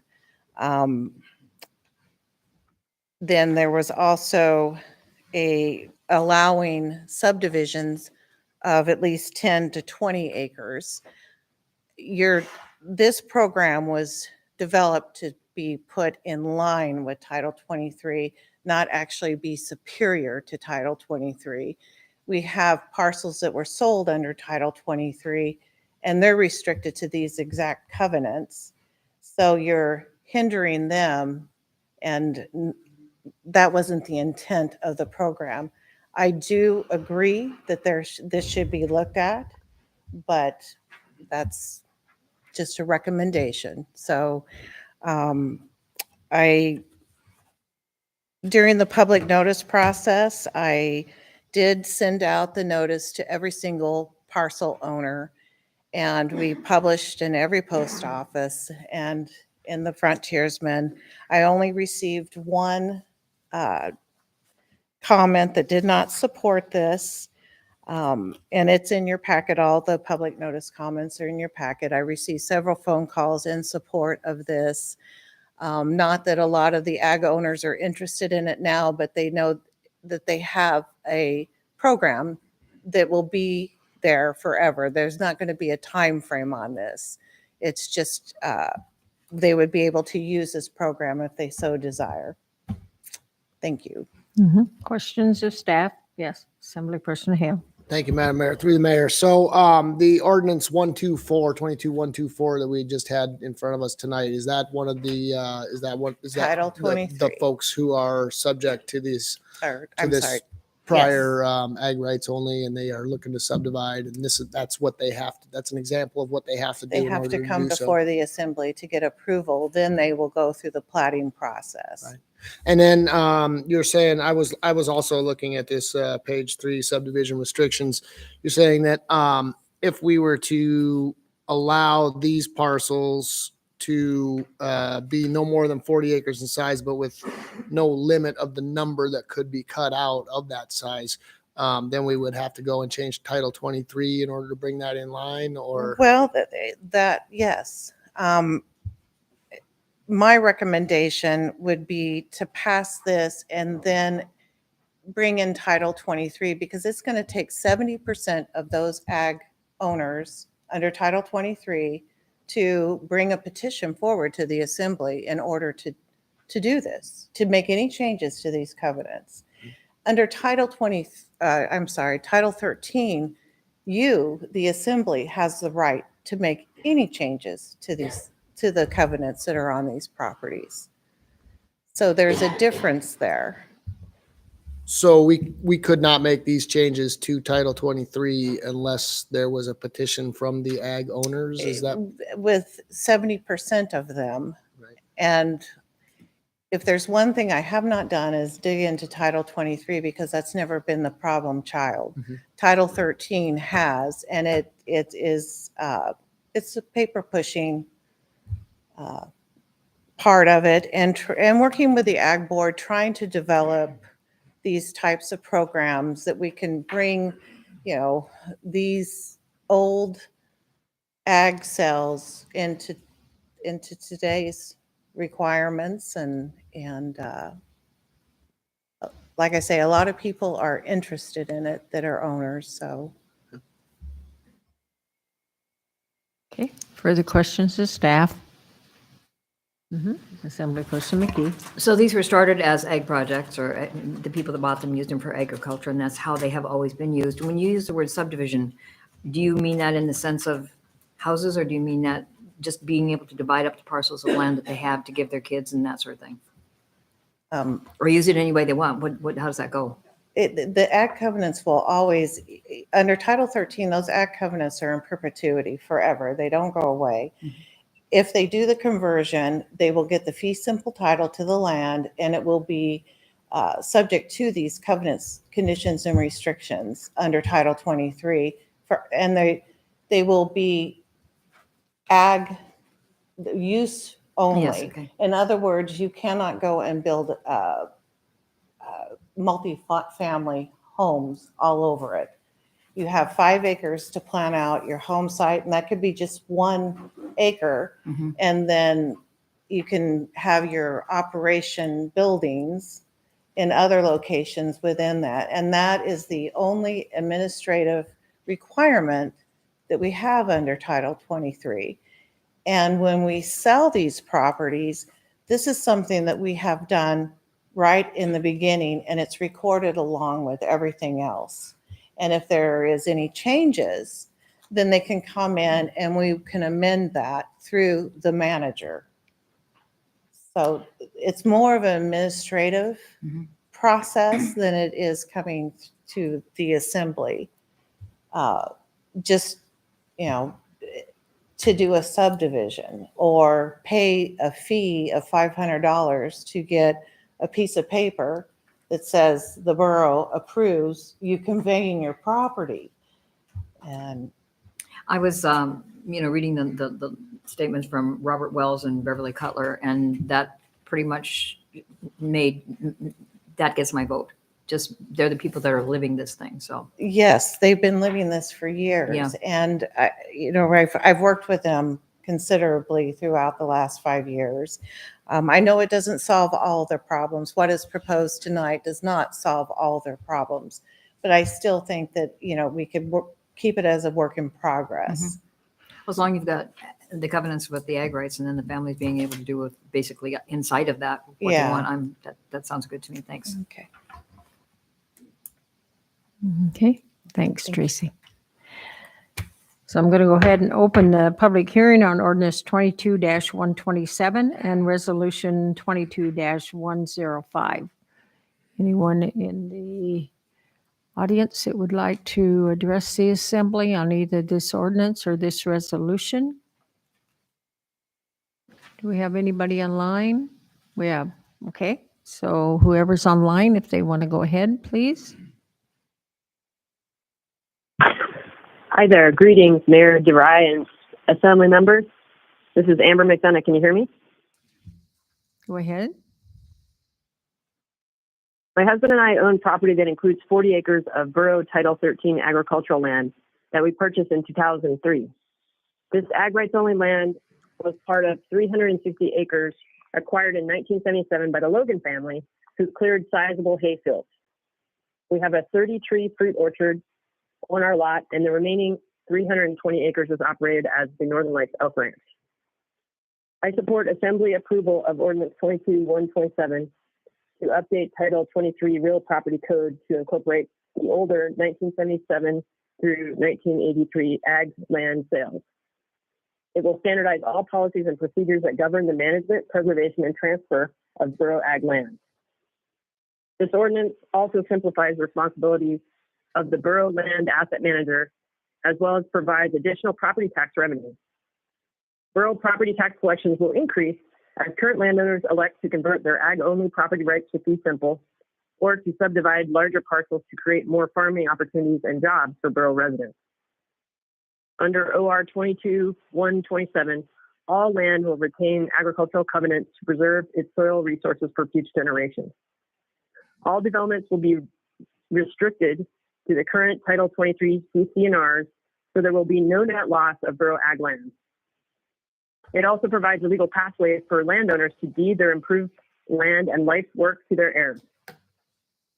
This ordinance currently allows a minimum subdivision size of 40 acres with a maximum of 4 subdivisions, regardless of the starting parcel size. Arctic Organics in Palmer, as an example, has less than 10 acres under production, yet the farm grows enough vegetables to feed 125 families. To acknowledge modern farming techniques and to seed more family farms for local food security, we ask instead for an assembly motion to allow a 10-acre minimum lot with ag covenants. We'd also like to personally thank Tracy McDaniel, outgoing land asset manager, for her dedication to crafting this long overdue Title 23 update.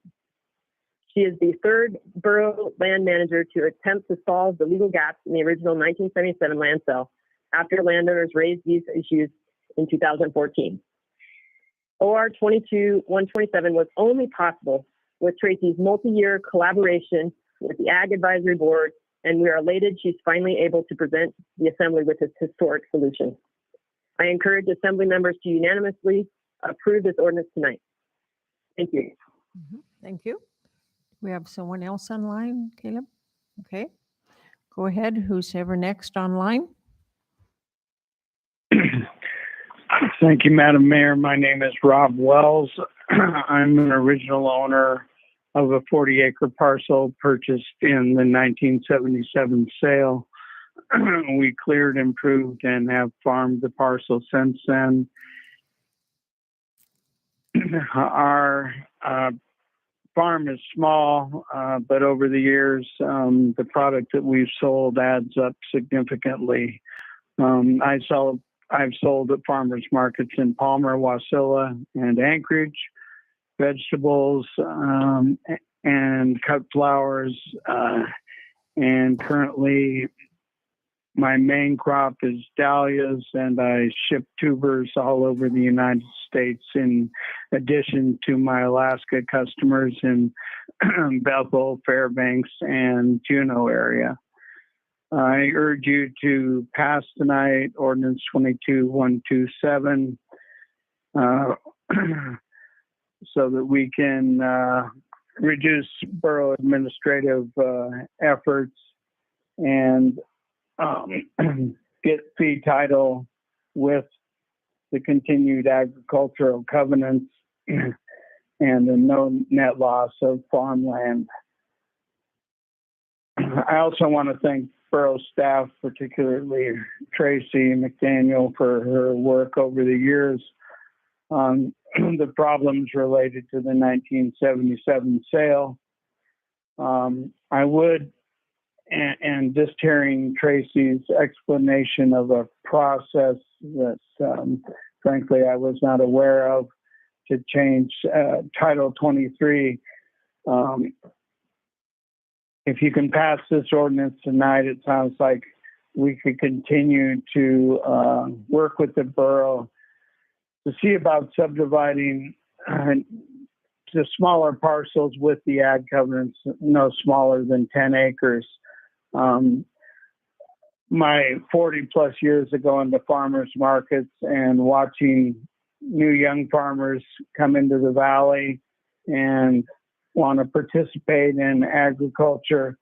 But their challenge is the availability of cropland. And it's quite possible, as Amber referred to Arctic Organics, there's at least 8 valley vendors at my main market that I go to in Anchorage that are successful and with their truck farming operations. And so I really think we could increase our agriculture in the valley and the positive benefits it brings to all, including food security. And that's all I have. Thank you. We have another person online, please. Good evening, Madam Mayor. This is Bev Cutler, another original purchaser of the 1977 parcel. I can't tell you what a privilege it's been to be able to live on this land, to turn the woods into fields, to enjoy the farmer's life and the ag life. And it's interesting to me that none of us are speaking up that we want to do anything other than have our farms continue to be farmed. I'm entirely supportive of the ordinance and would like to emphasize that one thing it does is for those of us who did buy 45 years ago at the open outcry auction in the depot, it gives us now finally an opportunity to pass our lifetime work to our heirs, because we did not have that with the setup that we bought in. Of course, we weren't thinking about that when we were 26 years old. The idea of further divisions is really, I think, in an effort to allow more persons to do exactly what we did, but on a scale that matches what today's lifestyles and today's affordability. Because certainly what we were able to do at our open outcry auction to get our land is not what people can do today to get land. I didn't want to pepper the assembly with articles about the rising price of farmland and the changes in farming. But for those of you who are interested, there are just huge changes in farming, including vertical farming. And a different way of producing food and providing the food security that many people have spoken up in support of. I'd be very glad to work with the borough for any future changes that would benefit both Title 23 and the former Title 13 properties so that others could enjoy this same thing on a scale that is reasonable and workable at this time. Thank you very much for giving us the chance to speak. Thank you. And that's everybody online, Kelly. Thank you. Again, anyone in the audience that would like to testify? Yes, sir.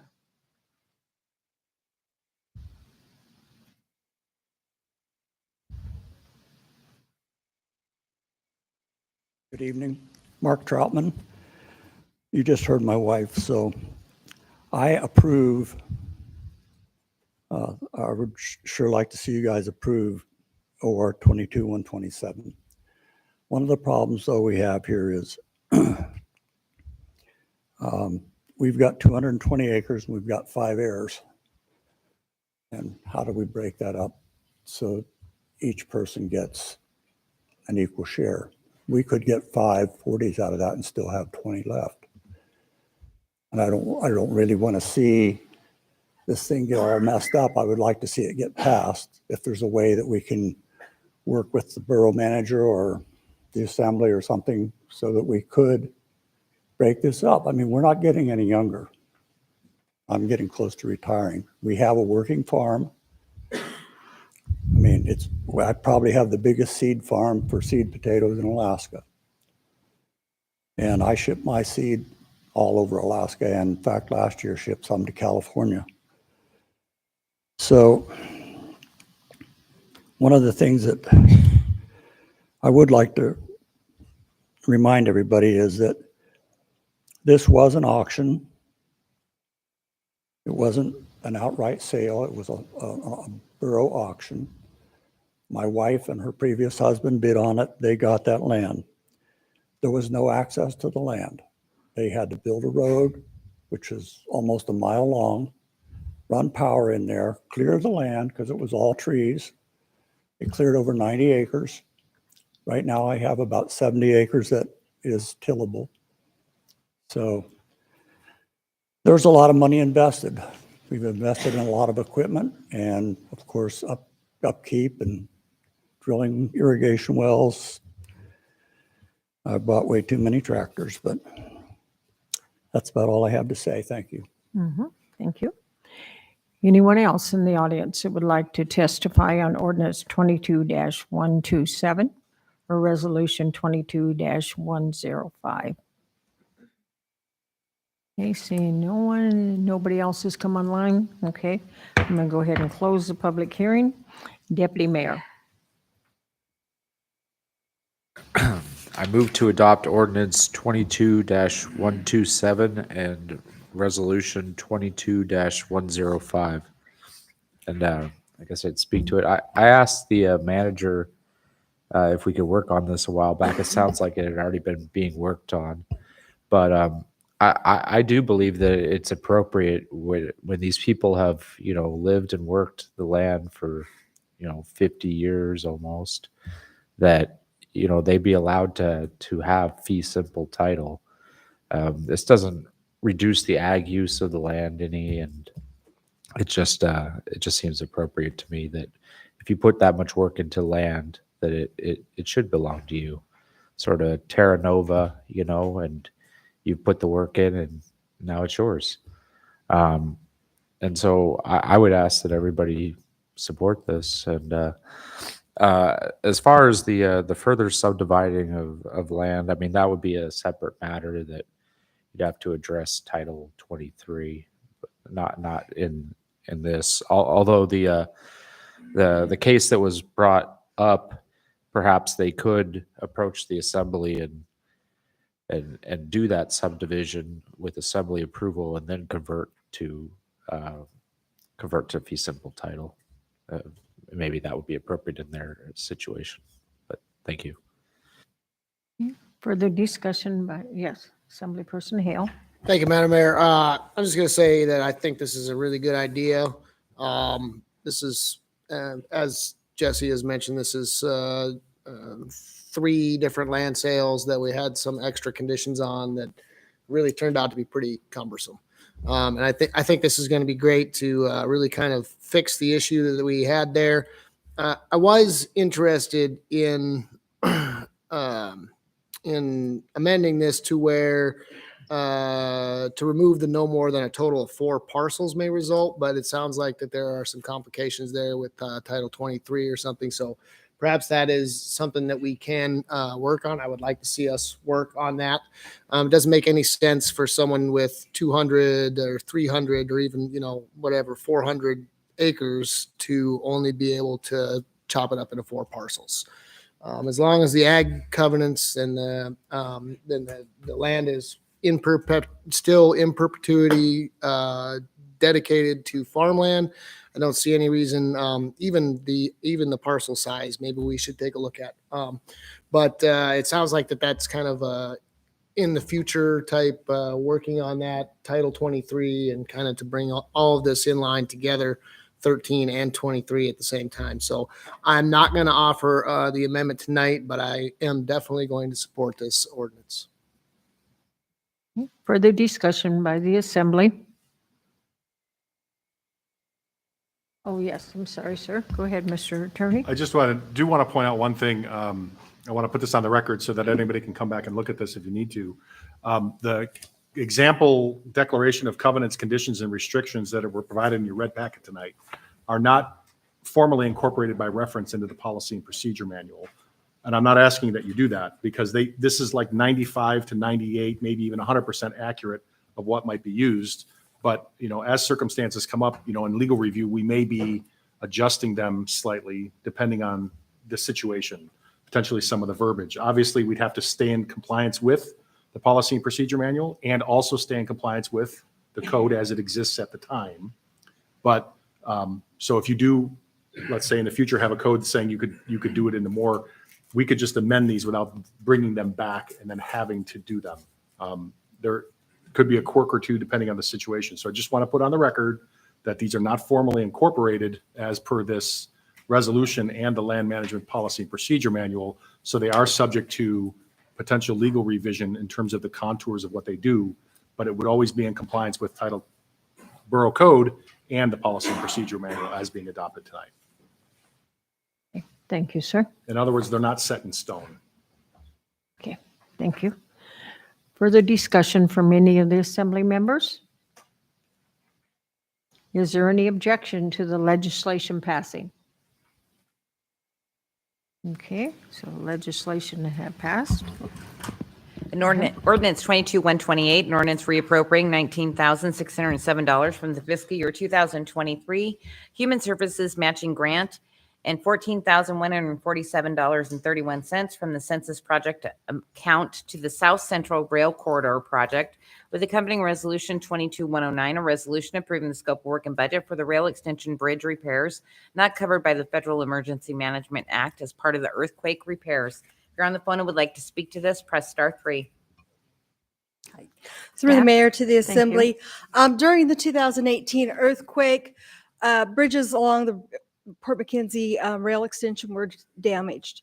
FEMA money came and did repairs on them, but there was $37,000 in additional damage that was not related to the earthquake that FEMA refused to pay for.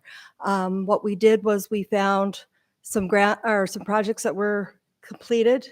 We took the balance of those funds from those 2 projects and a portion of operating funds from Public Works to finish the repairs and pay for those items that were not damaged by the earthquake. Questions of staff? Yes, Assemblyperson McKee. I'm looking at 022-128, which we're talking about right now, and then I'm looking at AM 22138. Are those related in any way? These are repairs that have already been completed, Assembly Member. I'm sorry, would you say that again, please? These repairs have already been completed, so that AM is for other work that's being done. Okay, thanks. Any other questions of staff? Okay, thank you. I'm going to go ahead and open the public hearing on ordinance 22-128 and resolution 22-0009. Anyone in the audience that would like to address these two items? Anyone online, sir? No? Back to the audience, anyone? Okay, so with that, I will close public hearing and Assembly Person 2. I move to adopt ordinance serial number 22-128 and resolution serial number 22-109. Okay, discussion? Assemblyperson McKee, do you have further discussion or did you Nope. just leave your light on? I'm sorry. It's okay, no problem. I just didn't want to ignore you. Okay, any objection to the legislation passing? Okay, so the next item is audience participation, but I have been requested for a break. So according to our clock here, it is 8 o'clock, so we'll come back at 8:10.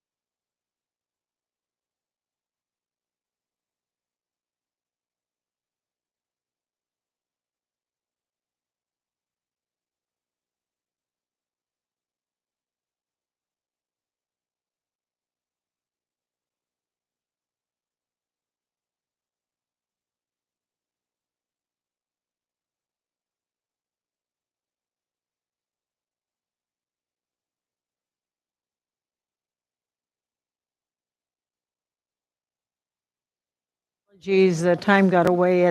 We have like 8:12, so.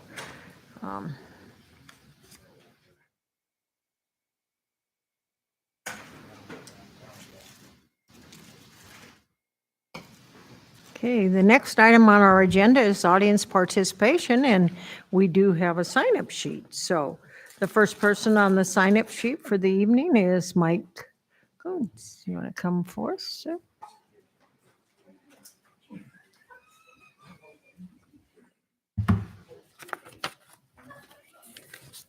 That's they're just they're right through. Yeah.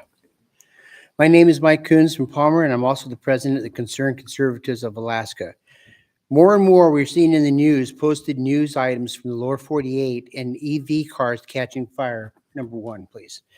California firefighters used 4,500 gallons of water to extinguish Tulsa fire that kept reigniting. In many reports, the fire engine has had to be on scene for hours at a time due to flare-ups. These fires are intense, way above your ordinary car fire. I was a firefighter for 12 years. Knocking down a car fire took no more than 10 minutes with just the water in the fire engine tank. Yes, we had to wear air packs, but that smoke is mild compared to what is being generated by these cars. Well, with all the rare earth, cobalt, and other minerals used, I'm sure the toxic smoke is worse. Although I have not seen any articles as to these fires during being a hazmat situation. I would suggest that you ask the fire chief about that.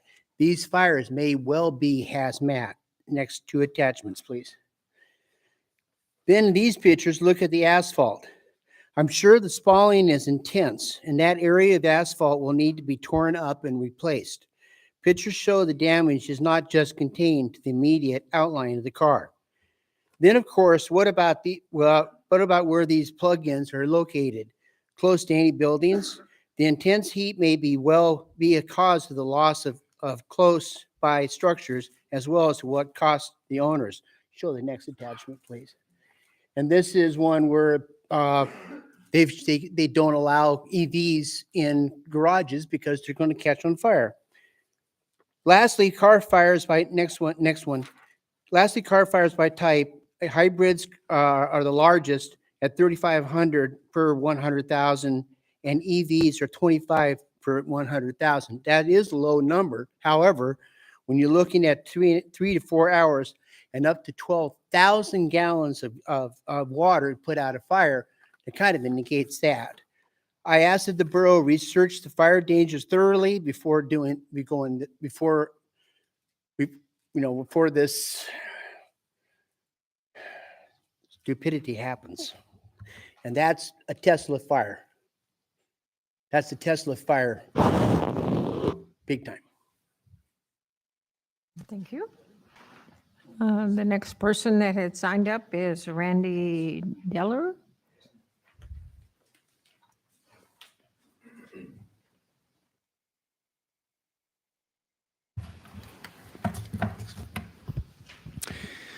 Madam Mayor, members of the Assembly, my name is Randy Deller, and I'll be speaking this evening in support of Assembly Member McKee's proposed amendments to be included in the Official Streets and Highway Plan 2022 update as outlined in Ordinance 22-063. As part of an effort to update our borough-wide long-range transportation plan, Official Streets and Highway Plan, the Mat-Su Borough Planning Department has continued to identify the extension of Nelson Road to connect to Fairview Loop in the vicinity of Lindley Lane as a needed future transportation corridor. I don't fundamentally disagree with this, but I do disagree with the extension of Nelson Road to Fairview Loop before the development of other critical infrastructure. About 12 years ago, the Mat-Su Borough attempted to push through the extension of Nelson Road to Fairview Loop under the auspices of long-range transportation planning, when in fact it was more about meeting the needs of an individual developer. At that time, myself and many others in our community spoke before every board and commission and exhaustively before the Assembly regarding this issue.